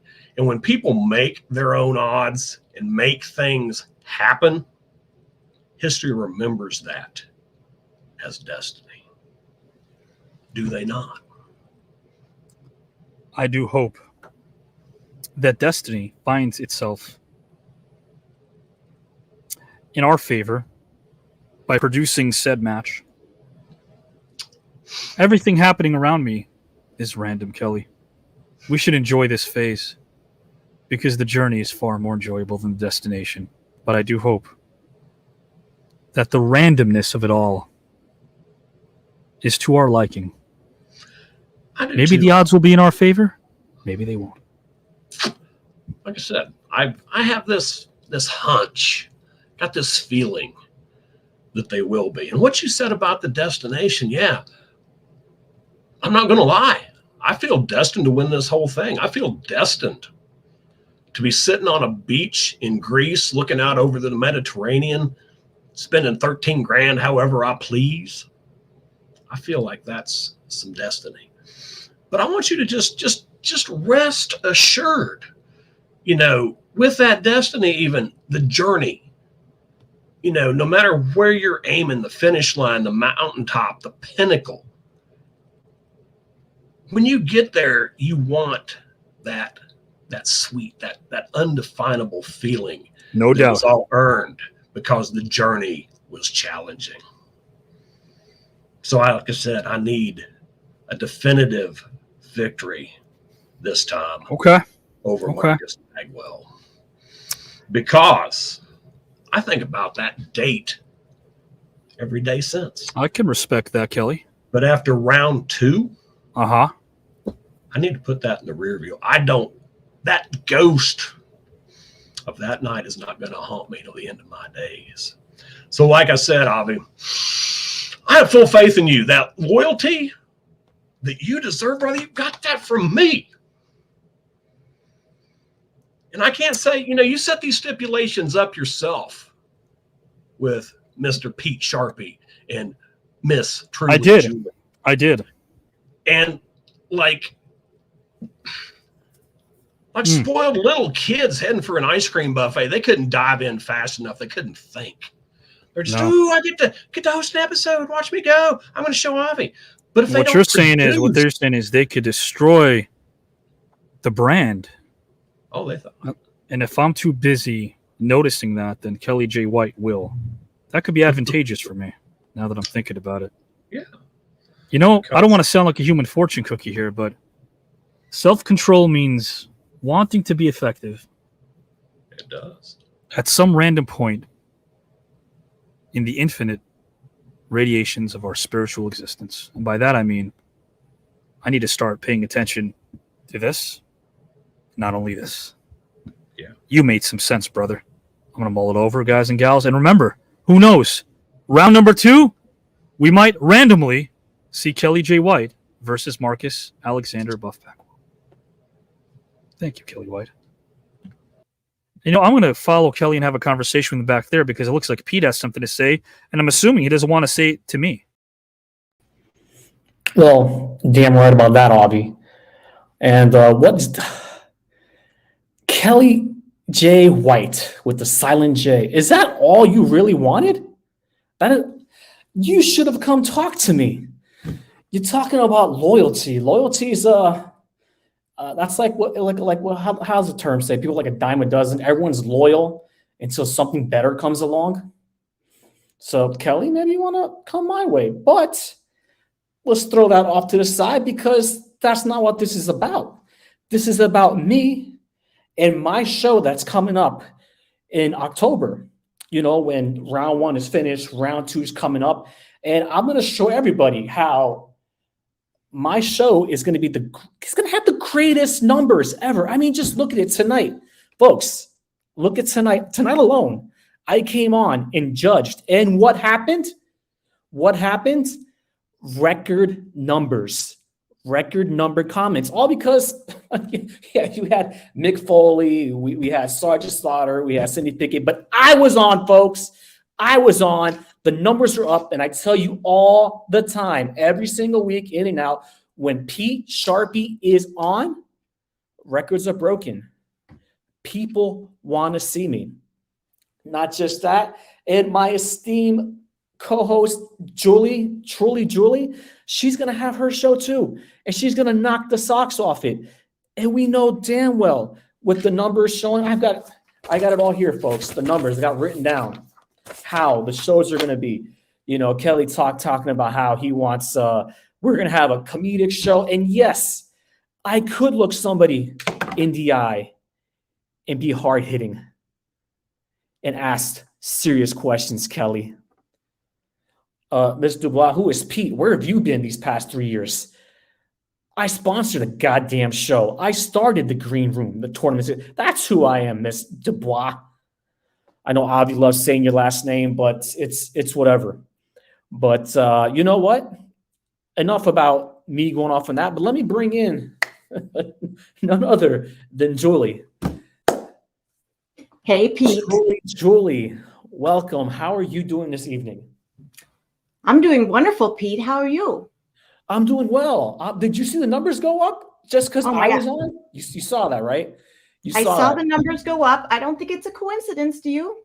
No, absolutely not. I mean, it can't be. No, and I've been telling this to people over and over again. I was like, when I'm on, the numbers go up. It's not even made up. It's there. It's proof. Like they say, proof is in the pudding. Yes. Facts, 100%. And Julie, this is why when we're on, come October, our shows, we're going to blow Avi's numbers out the water. We're going to blow them out the water. Yeah. How do you feel about that? I'm positive that, I mean, I'm going to blow the numbers out of the water. Oh, I know you will. We're going to. This isn't a, you know what Avi likes to say, foregone conclusion, but it's about getting rid of Avi.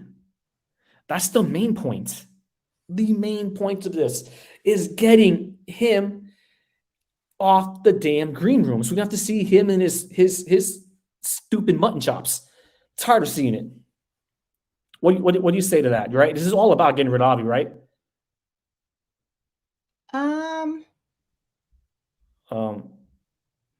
Julie. Julie. Well, here's the thing, Pete.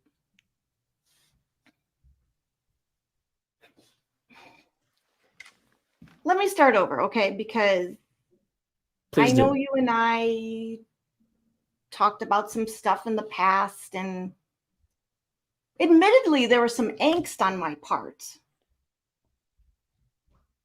You know, I felt slighted, but I'm not going to go back and rehash stuff because honestly, you know, life is about forgiving, Pete. And I mean, our original plan really doesn't fit my agenda anymore. What? So Yeah, I mean, I kind of have made up with Avi, and I don't really want to go down that path anymore. I don't really see the need to have such hate and like angst anymore. I just want to let it go, you know, Pete. I mean, maybe Julie. you can find it in your heart to. Julie, baby. I mean, do you see where I'm coming from? What are we doing right now? We're taking this, you brought me onto this. And I said, yes, we should get rid of Avi. It made a lot of sense. Avi is ruining everything. Julie, don't doubt yourself. Do not doubt yourself. You can get those numbers up high, and we can get rid of Avi, just like we originally planned. I mean, don't let Avi I've never been get in so your head. sure Don't let him of get in your head. myself at this time, Pete. Maybe it's you doubting yourself and in the direction that you want to go with this. I really just don't. I don't feel that way anymore, Pete, and I really want to.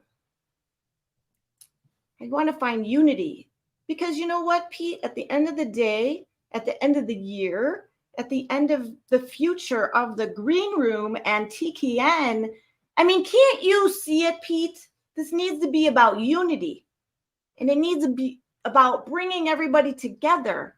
And, you know, honestly, Avi really has done a lot for the green room and the TKN. I mean, he is the face, mutton chops and all, whether you like it. Damn it, Julie. This is about me. I mean, us. This is about us getting rid of Avi. Sorry, folks. Sorry. Julie, come on, Julie. We had this plan. Let's see it through. We have Avi on the ropes. What is, folks, that's just, Julie's right now, she's kind of doubting herself right now. And, Avi's a very, very good talker when it comes to getting people to go his way, but it's not going to go his way this time. Because in October, I guarantee you, my show is going to do 1,000 times better in the numbers. And I guarantee you, Julie's show is going to get the same exact numbers. You know why? Because it's guaranteed to kick Avi out of here. By his own words, he knows this is going to happen. So on that, folks, I hope you all enjoy what I'm going to bring, because there's a lot that's going to happen during our shows. And I hope you all show up, because you're going to love it. And not only are you going to love that show, but don't forget, you should be checking out Pete's Perspective on the network as well. Because if you love that, you're going to love my show. It's going to be a mix of everything. And you're going to be like, wow, why do we even still want Avi here when we have Pete? I was here from the beginning. We can easily transition away from Avi, folks. I can just see all the, Phil, the Titanic is unsinkable. Phil, you're not invited to my show. You're not. But, to circle back to everything, Kelly White, if this is what you really wanted to have Marcus Bagwell in the second round, maybe you should have talked to me, We could have discussed something, just like everyone else. Joe Rizart, I'm definitely not the worst, and I definitely will win. Because, folks, remember, I'm still in the grand debate tournament. Yeah, remember? I was the first one to move on, knocking my opponent out, winning every single category. Folks, did you forget that? Because I'm going to move on from round 2 to round 3 to round 4, all the way to the finals. Oh, and ladies, just so you know, I will be looking for a +1 to Greece. So, you all know my number. You know where to reach me. And come check out my show. But if anybody else has anything to say, I'm Pete Sharpie, and I'll be the new host of the Green Room.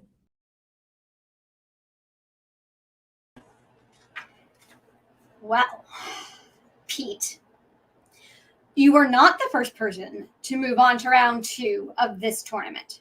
You were the second. There was one match before you, won by a Mr. Tobolowski. So what can I say? maybe you'll always be stuck at number 2. But we are not here to discuss that right now. Right now, I would like to bring in one Mr. Howard Collado so we can talk about this amazingly thrilling match that we had on our very stage this evening. It ended only a few minutes ago. Yeah. Howard, do you have any thoughts right now on this match? First of all, we had Cindy Pickett. Yeah. And Cindy Pickett has appeared on the Green Room before, yes? Her second visit today. Yeah. Mhm. Yeah. So you can find, most likely we can find her conversation on www.thenewnetwork.com with all of the celebrity conversations we have there. Yes, you can. Yes, you can. A beautiful, extensive conversation with her and Avi. I mean, they go into her career and an amazing game, as always, at the end of it. But it was a conversation with Barry Bostwick. That conversation as well was just extensive. He went into his career, his thoughts on art, life, philosophy. An amazing conversation, guys, you will find on the network. Yes. But tonight, I mean, there was singing, there was debating, but not even debating. It was conversation. There was Sergeant Slaughter continuing to call Mick Foley and tell him he was, what a politician, what a politician. Was it or was it not? I don't know. Was it strategy or not? I don't know. But it was amazing to watch, and it was neck and neck. It came down to that one vote, as so many often did, especially in the early matches of this tournament. Before we had two wild card voters from our viewers, before the judges' points were worth 3. Coming down to that one vote, Cindy Pickett might end up in that second chance in that last resort bowl. She may be voted into those 4 matches we're going to have at the end of round 1 to claim those last 4 spots for round 2. Yeah, the last 2 spots. I forgot to mention there was singing, but there was also amazing storytelling that was happening by all 3 guys, and not only storytelling, but storytelling that was coming from the heart. Right, yes. We heard Mick Foley talk about the little boy he visited as Santa. I mean, I think at some point even Cindy was crying at some point. Also, yeah. Mick Foley is Santa. Where else are you going to find out such interesting and delightful information than on the Green Room, such as Mick Foley is Santa? Yeah. And again, to my brother in the back, amazing topics that you presented. Just watching you, I made a comment earlier before, and this is a shoot. It's been amazing to watch my brother Avi just grow as a moderator, as a host, and I really do mean that. It's been really, I get a kick out of watching other people grow, and he presents this every Saturday night, and he brings these amazing people. And what you don't hear is what happens Monday through Friday, what this guy has to go through sometimes with the phone calls and then scheduling this, and this person can make that date, so he has to rearrange. But he does it, and it's smooth, and it's amazing to just watch him. I wouldn't even say work, just watch him expel his passion. So kudos to you, Mr. Klein, in the back. Just letting you know, I love you, brother. And amazing show. I had fun when I was on the Green Room. It was good to be back, to see the fans, to interact with everybody, to interact with all the hosts, to interact with the guests and everything. It was a fun experience. Being in the tournament is fun. Having a chance to compete in the tournament is fun. Having a chance to win the prize money, to get a paid vacation, having a chance to compete with some of the best minds out there, with some of the greats in our industry and in our world, to compete with them is fun. Seeing Avi again live on the Green Room was fun. But you know what isn't fun though, Howard? Because I've been watching, and I haven't been around for a while. I had my own stuff I had to do. I had to take time away, but I still kept an eye on things. I still looked into the Green Room. I still watched what was going on. I still saw what was being built, what was being put together. And what's not fun, Howard? Honestly, what's not fun? It's not fun to sit there week after week after week watching every single episode of the Green Room and watching you parade around as though you were the person who legitimately built this platform. You weren't there back in the day when Avi and I were hosting. You weren't there back in the day when Avi and I had a podcast. You weren't there when Avi and I were wrestling with anything but. And we were talking to the Al Snows. And we were talking and some of the greatest wrestlers of all time. The wrestlers who actually built the platform that you're allowed to be on. The people who built the platform. I was there from the beginning. I was there from when the first seed was planted, and I watched it grow. And yeah, I did take a step away. And to your credit, the last time we had a verbal battle, the last time we went head to head, the last time we went face to face, you legitimately won fair and square. I can't deny that. I can't deny that. But the thing about it is, I allowed you to have that moment. I never came back in. I never tried to intervene. I let you rock. And the way you repay that, you sit there week after week after week and pretend like you were the one that created this. You put your name on it, you put your stamp on it, and you act like it's a seat that you earned. You act like it's a seat that you deserve. This isn't about the green room as far as being a performer. This is about a true foundation that was built from the beginning from one brother to another. Avi and I are both from Queens. Avi and I have been involved in projects long before this, and that's why I'm able to take time away and come back and step back into the fold just like nothing ever happened, because I put in that work. I created the platform that you were allowed to build on. You and Avi may have collectively built the green room, but the house that you built is on my property. The house that you built is on the property that Avi and I purchased, that Avi and I put together. I allowed you to build a house in my absence on the foundation that I created. Yeah, you beat me. Kudos to you. Like, I give you all the props in the world for that. I'm coming in here to have a good time. I'm coming in here to be a part of something great. I'm coming in here to relish in what I watched Avi build. And I gotta sit here and watch you act like this was your thing. I gotta sit here and watch you act like you were the person that was there from day one. I mean, you got all the people fooled. What's not fun is what I'm gonna do to you when we go head to head. What's not gonna be fun for you is gonna be how I make my way through this tournament and come out on top. Because yeah, I'm a competitive person.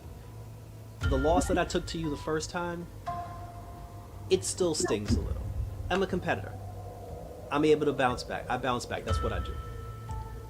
And when you and I go head to head, when I'm back in the fold, when I'm back in the green room, when I'm back in the tournament, you're gonna know exactly who I am. You're gonna know who the true ground setters were for this platform. And you're gonna have a little bit more respect for the man who helped lay the foundation for the platform I allow you to enjoy. See you next week.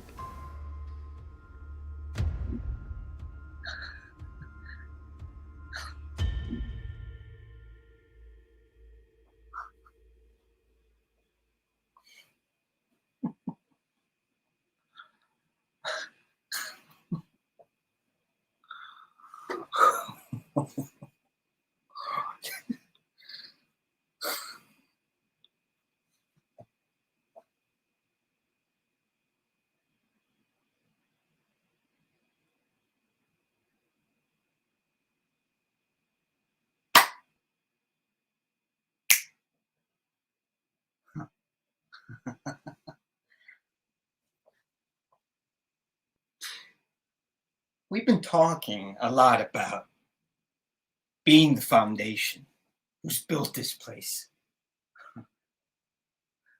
But maybe it's time to prove to the masses what makes each one of us, either JW or me, the architect. And I'll start by reminding you that what you built didn't last. Because you didn't last. But I'm still here, Poppy. I'm still here, baby. And that's because I don't just build, okay? I don't just build and rest on my laurels. I continue to build. You understand me, my dude? I continue to build. JW, get to the screen and listen to this very carefully. You, my dude, you build tool sheds. Me? I build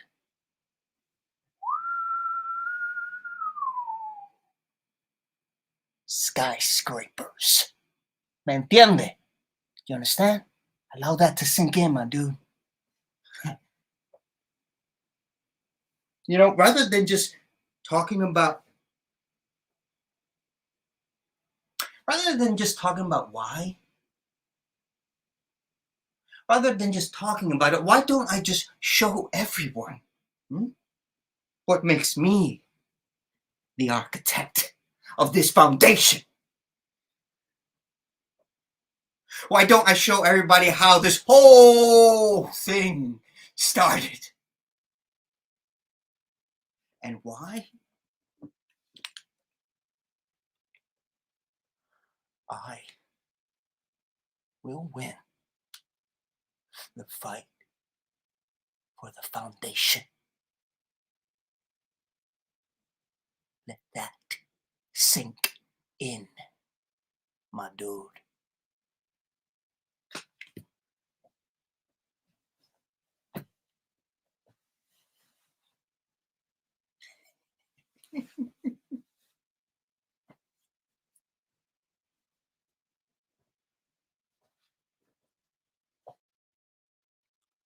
Certainly a fight for the foundation, indeed, between one JW and Howard Collado, two brothers of mine, and I don't know where this is going to go, but I know we've only just begun. Guys and gals and pals, your videos the last few weeks have really been amazing. Top 5 lists.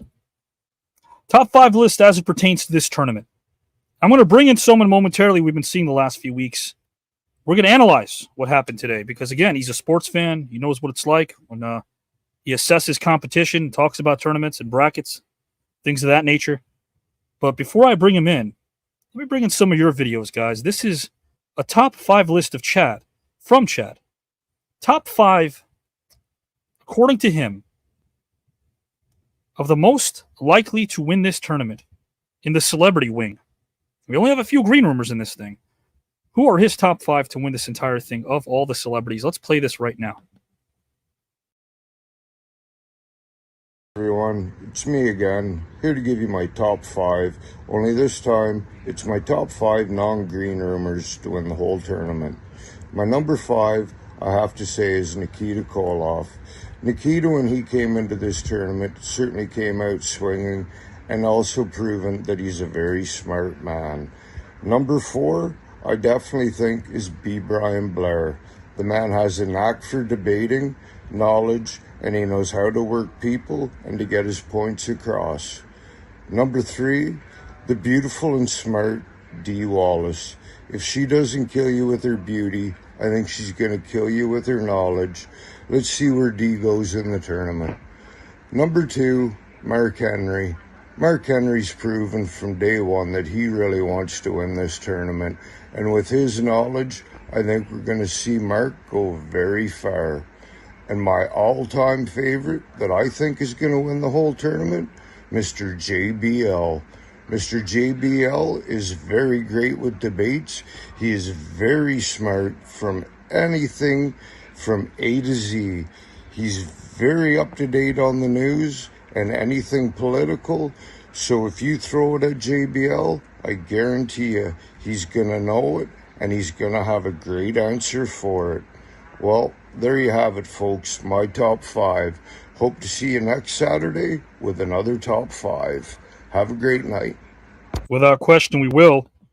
And we will also be seeing Gus's top 5 in a few. But let me bring in Bubba Brewer. Bubba and I have been talking about this tournament the last few weeks. He's been on, giving us his assessment. We all love Bubba Brewer, guys. Come in right now and start commenting and show him some love. Got his YouTube channel, who I want to bring up in a moment as well, because over 1,000 subscribers. I'm not surprised. I'm not surprised at that at all, because he's got some great, amazing content over there Bubba, let me bring you in right here. I'm going to ask you the same question that I asked Kelly J. White. Did it live up to the hype? Mick Foley, Sergeant Slaughter, Cindy Pickett. Your opinion? Yes.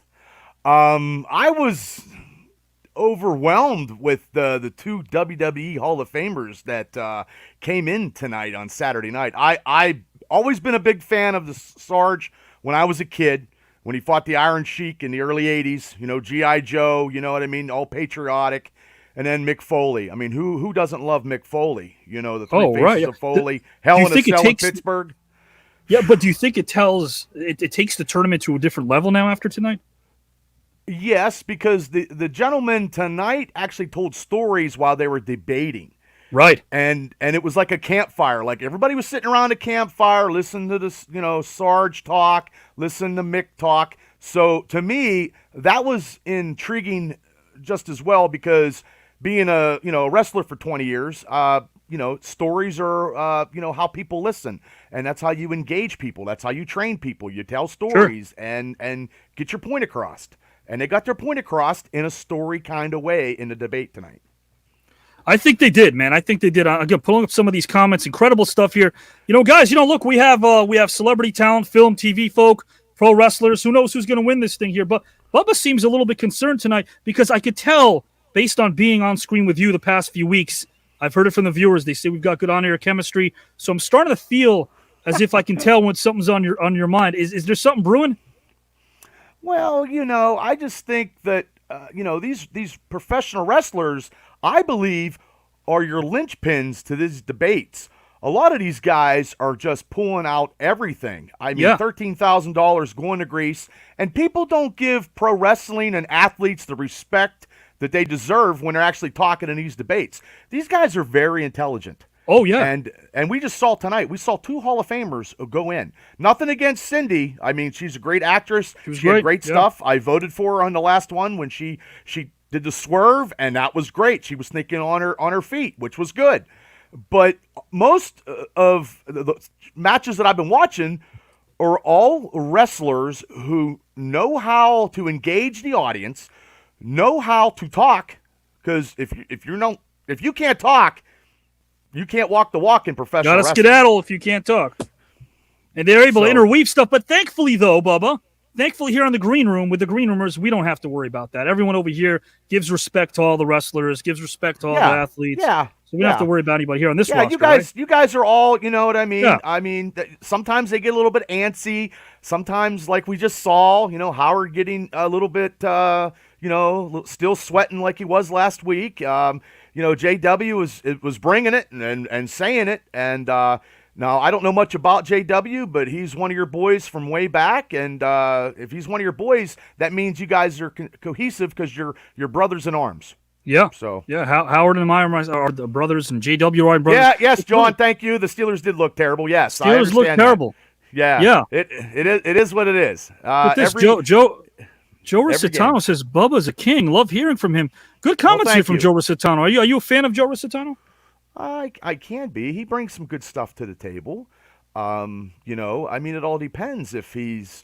I don't know. I don't know a lot of these guys. It's not like I'm breaking bread with these guys. Right.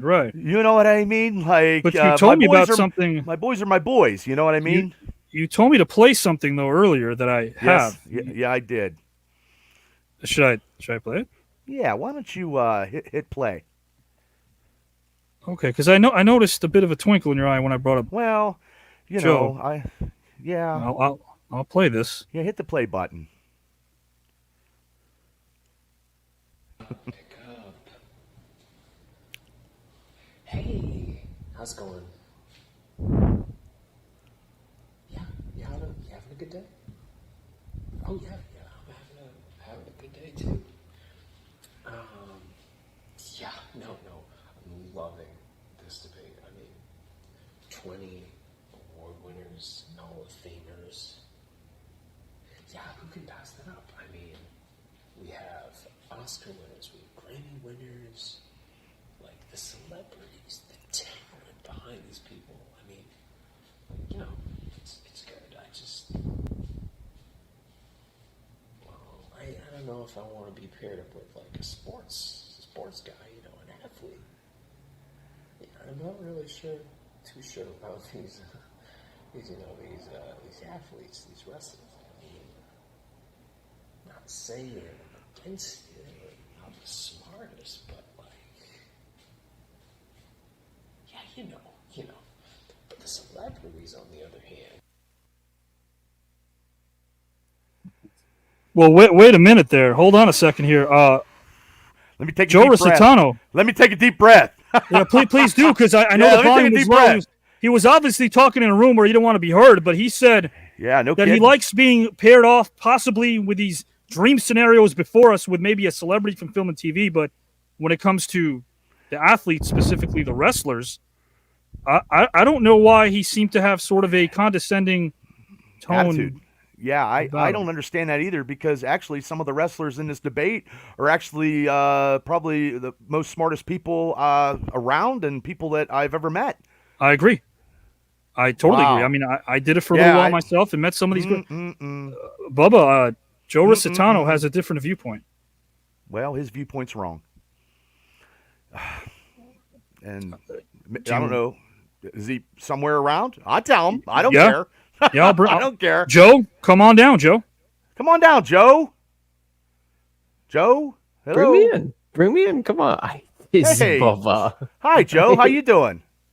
I'm doing okay. How are you doing? I was doing pretty good until I seen some video, and it looks like you were, I don't know, getting ready to work out or something and talking on the phone. I understand the actors and stuff in this debate are tremendous.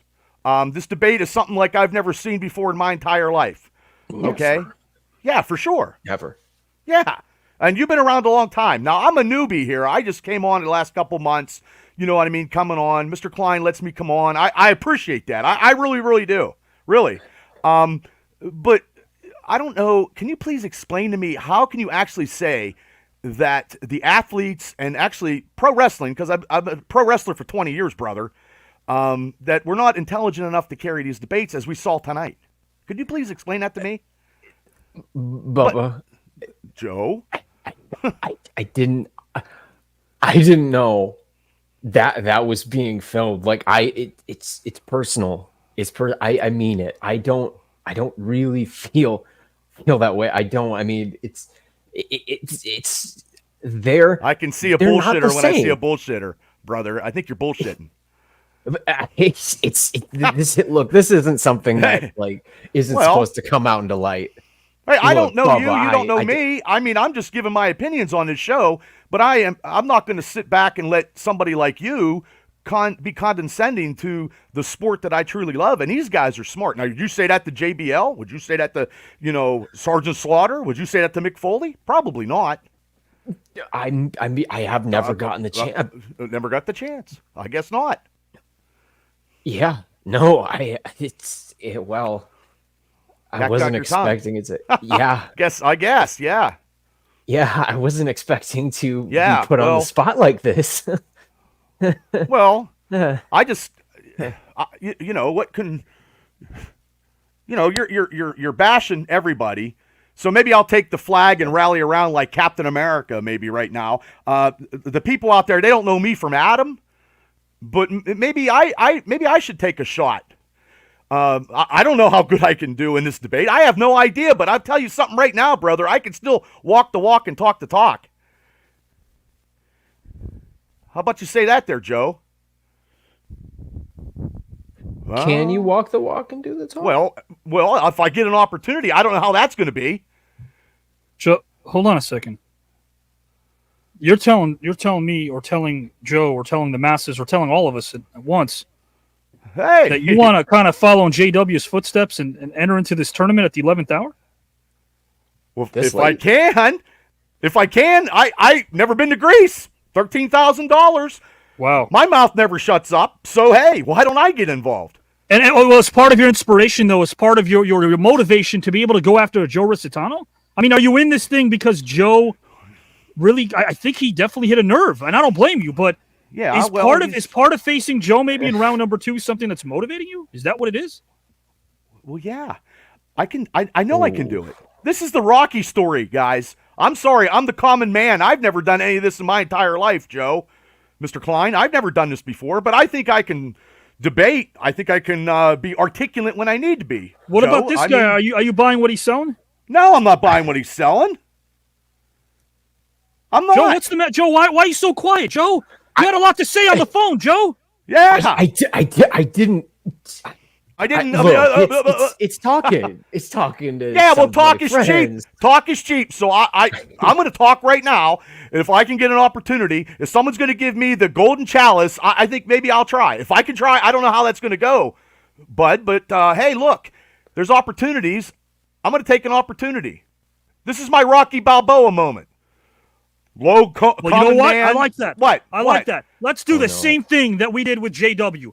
We will turn it over to our viewers, including those green rumors in the back who will be commenting as well in the comment section.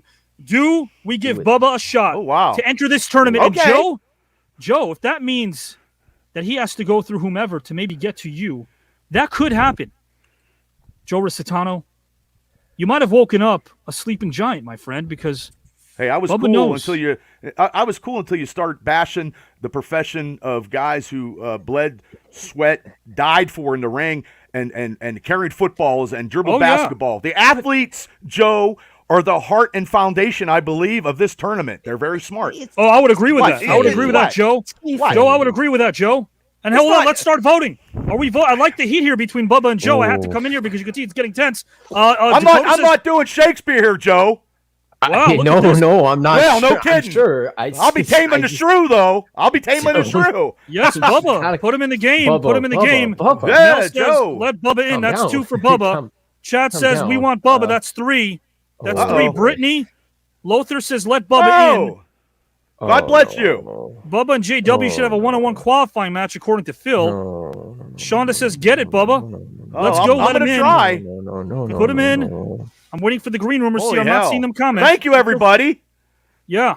Look, I'm getting I'm married waiting. in less than a month. That $13,000 will come in handy, Joe. Money talks, brother. Money Karen says talks. yes. Give him a shot. He's quick on his Give me a verbal shot. feet, intelligent, and he doesn't Well, take thank any you. BS. Karen. Absolutely, I agree. Thank Bubba, you, Karen. where are the green rumors? Let Thank him in, you, Johnny. Tammy. Where's Howard? Where's Giselle? Where's Let him Kelly in. White? Let him Where's in. Julie? Where's I don't Mindy? know. Let's go. Wow. Kelly says I'm tagging Bubba in. Let him in. Oh, hey, Kelly, thank you. Hot tag. So far, I'm taking a hot tag, Joe. No. Green You know what a rumors hot tag is, Joe? Let him in. I'm coming No, in. 'cause No, you you don't. No, you don't. Giselle, let's go. What, are you voting him in or not? I didn't get that vote. Kelly Brewer says Bubba. I've never Yeah. seen this side of Bubba. The family's Yeah. coming, brother. Let's do it, Avi. Let him in. Oof. Yes, I Yeah, said let already. me Yes, in. guys. I'm going to say this right now. And Joe, Say it. I want to see you react to the following, guys. Soundbite coming up. Soundbite. As of now, September the 16th, 2023, 11:18 p.m. Eastern Time. Bubba Brewer is now officially going to round number 1. Hour of the TKN Celebrity Grand Prix Tournament.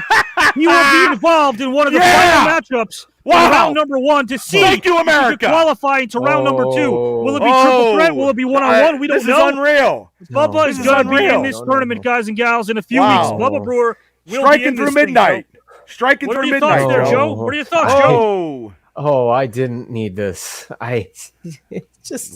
You're in round 2, Joe. You're sitting comfy in round 2.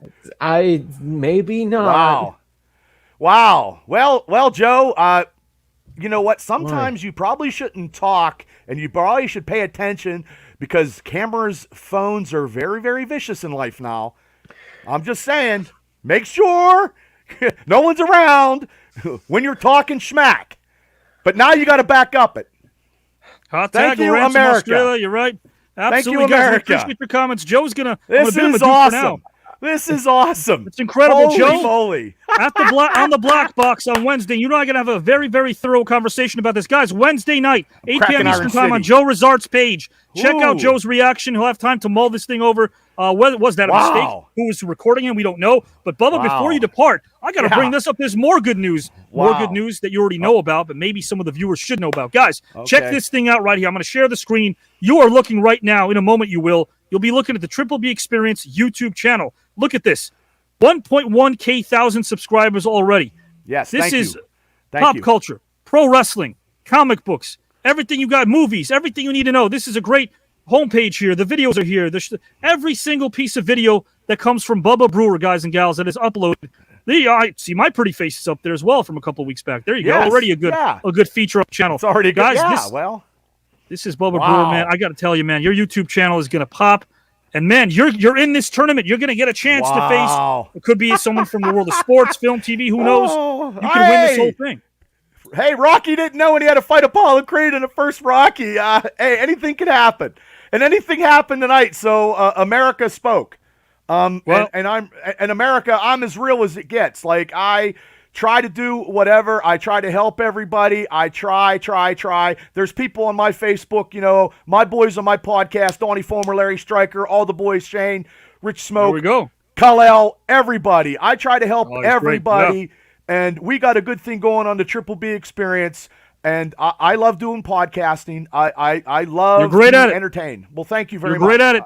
You're consistent. I will always say this, guys, until Bubba tells me to stop being repetitive, Avi. Stop saying the same stuff. I bought some earwax. I bought some earplugs. They ain't working. I'm tired of hearing what you're saying every week, but I'll say it. Every single time Bubba Brewer's on air, guys, he will give you himself. He's authentic. He's passionate. He's consistent. And I would like to, at this time, why not, guys and gals? Let's bring in the Green Roomers over here. Let's give Bubba a round of applause. Why? Why are we giving him a round of applause? Well, because he showed up here 3 weeks ago, and he spoke to me, and he spoke to the masses, and not many people could do that in a short period of time. So let's welcome him with a Green Room applause. He is going to be in round number 1. Let's give it up to Mr. Bubba Brewer. Bubba Brewer, welcome again to round this is amazing. number 1. Thank you. Yeah. Good job here, Bubba. Where's Mindy? Let's all bring him in. Bubba. Good job, Howard. I'm taking awesome, a football. Awesome stuff. Thanks, Awesome everybody. stuff. Thank you. You guys do great. This is unreal. I mean, I'm overwhelmed. This is overwhelming. Like, you know, wow. To debate anybody in the world of athletes, Hollywood stars. This is like Christmas before, December. And you know what else? There's another gift for you, my friend, because I know that you also wrestled for many years.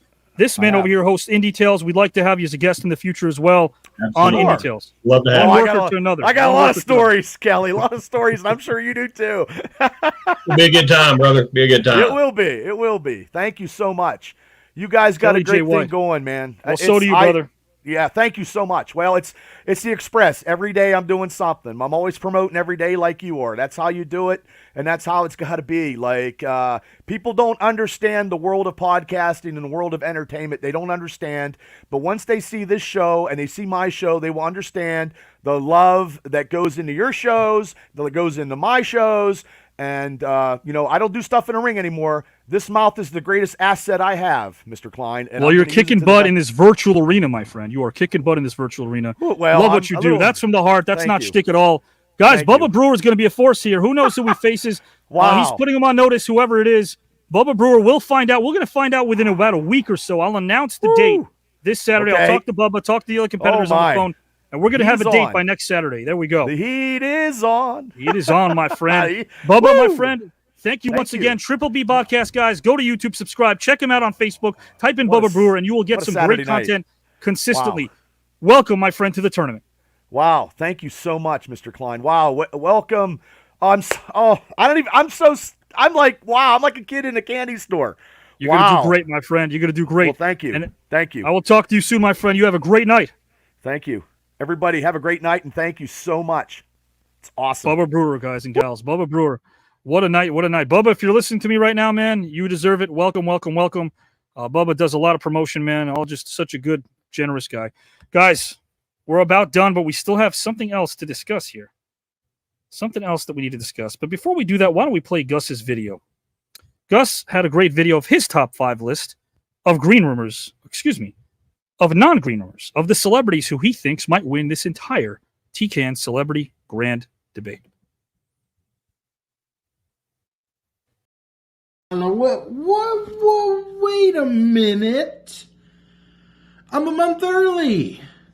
But that doesn't give me a reason not to make my top 5 picks for who I think is the non-original Green Rumors choices to win the Grand Debate Tournament.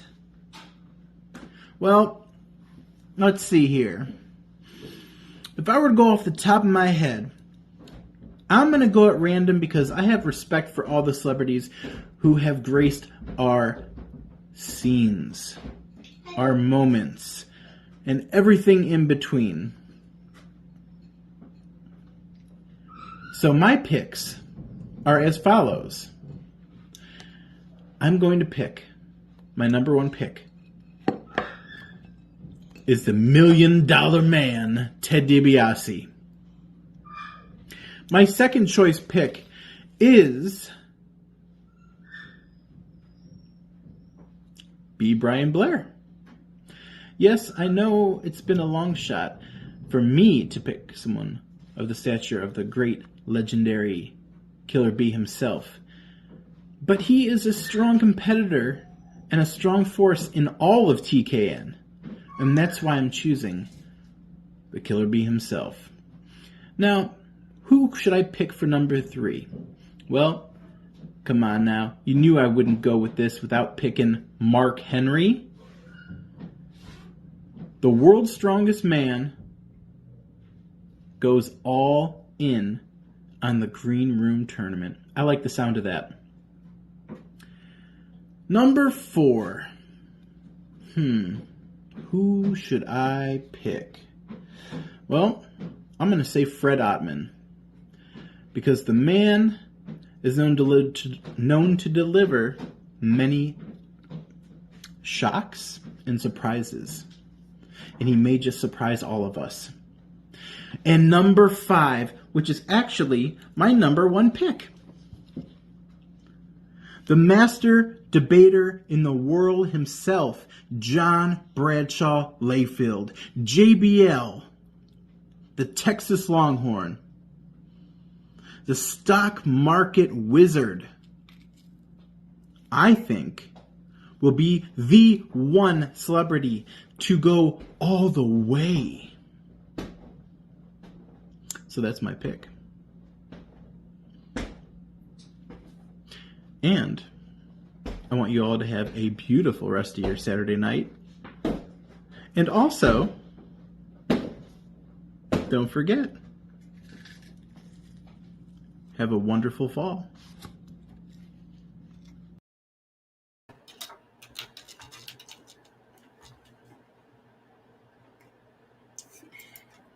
Guys, love your reasons. Those were great picks. Did you realize that you and Chad put B. Brian Blair and JBL in the same spots in your top 5 lists? So I think it's pretty clear that JBL might be one of our top contenders in here. I wonder what Mindy has to say about that. Mindy Red. Mindy, we are breaking records tonight. We have over 4,000 comments. What is with this long face?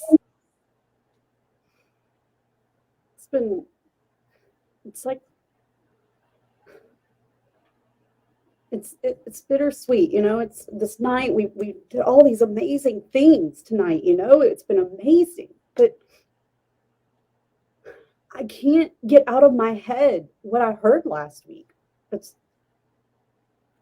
Well, what part? There was a lot said last week. What did you hear? When John was on the phone and he's talking to Lauren, and it's like he acted like he cared. He said I would always be a Red.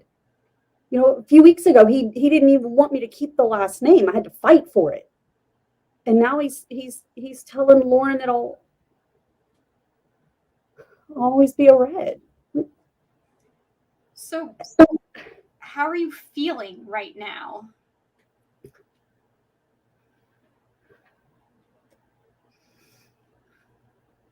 You seem very conflicted, confused,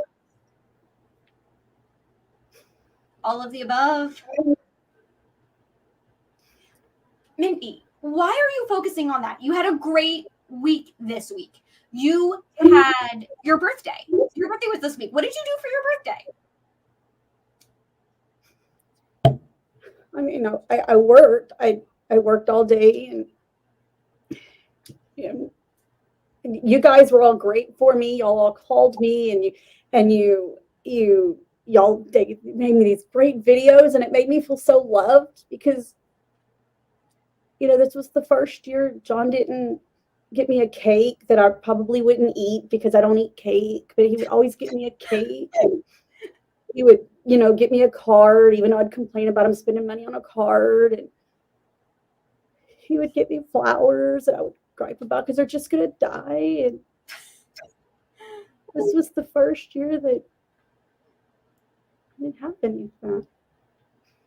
I mean, it was great. You guys were great for me. Y'all all sent me the videos, and I went and got my dinner and sat at home after work and had my dinner.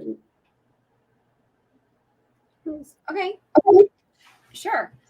What about your son? Your son just went off. He's in the military now. Have you heard from him? How's he doing?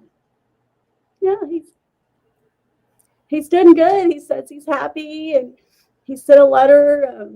You know, we always celebrate our birthdays together because he's 7 days before me, and he said that he's doing really good. He said it's exactly what he was expecting it to be. So it's been good being able to know that. So yeah, that was really good this week. No, I understand. I have a lot of September birthdays too. So you have all of this going on, but it kind of seems like you're still thinking about a story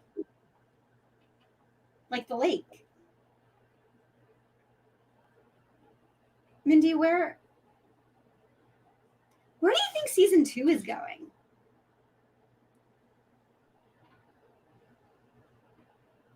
What do you think could happen in season 2?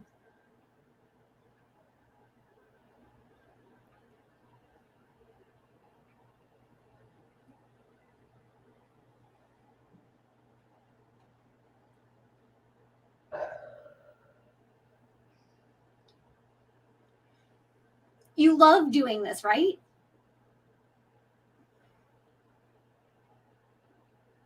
So it was fun.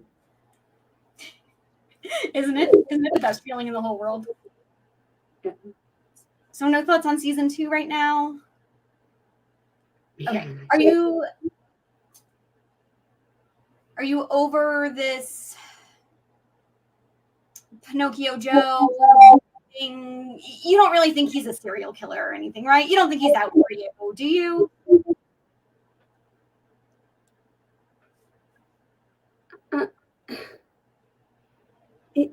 He thinks the lake was real. That man's not like the rest of us. He's not like Avi and I, where we know it's a story that we get to portray characters and we get to live these different lives. He doesn't understand that. But what do you think? I think he wants to hurt me. He wants to hurt all of us that doesn't believe the way he believes. He's not right here. He doesn't get that it's not real. Like you said, it's a story. We got to portray characters and do different, you know, live different lives and live out our dreams as storytellers. And it was great.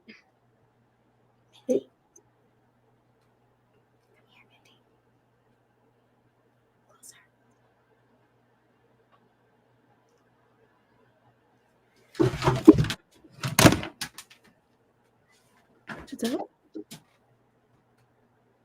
Giselle? Giselle? Giselle? Giselle? Giselle, are you okay?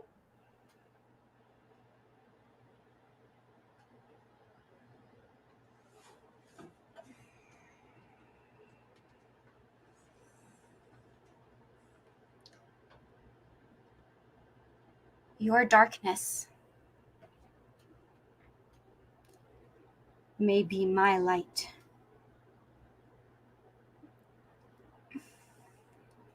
Mindy,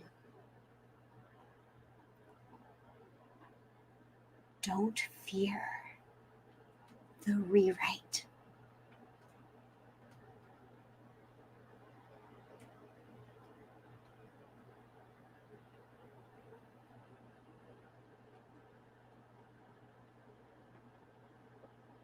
Hey, I'd like to read you something. Something that I've been writing recently. Just sharing my thoughts and expressions.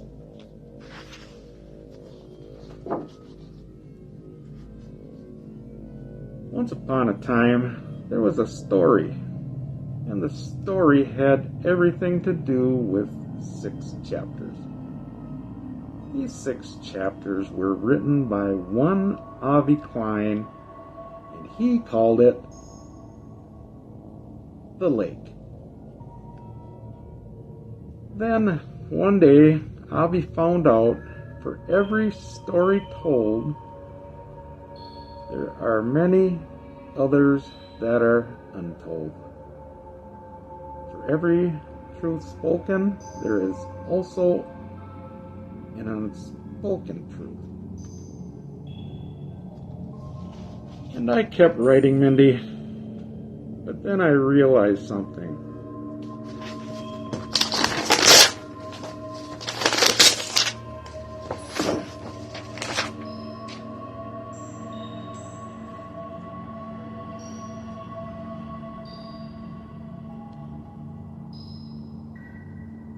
It's just a story, Mindy.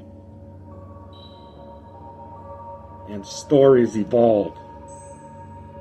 People come and people go.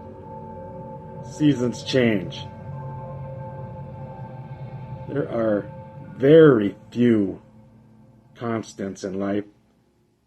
There are very few absolute truths.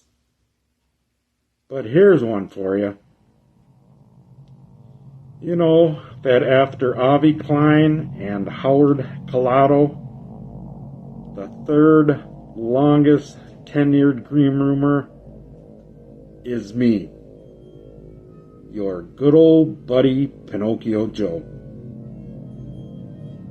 Do you realize I was here since the first calendar year of the green room? That's because, just like the story I read to you, our book of life is changing, Mindy. And your story is changing. From John Red to Howard Collado to a debate. You see, Avi Klein and I agree on one thing. The lake is in our past. It's in our rearview mirror. But you, Mindy, you're a trilogy in the making. From 2021 and 2022, here we are again in 2023, Mindy. And what's my purpose? Am I just a storyteller playing a part? Or am I exactly what your instincts say I am? But if I am truly what you think I am, tread very carefully.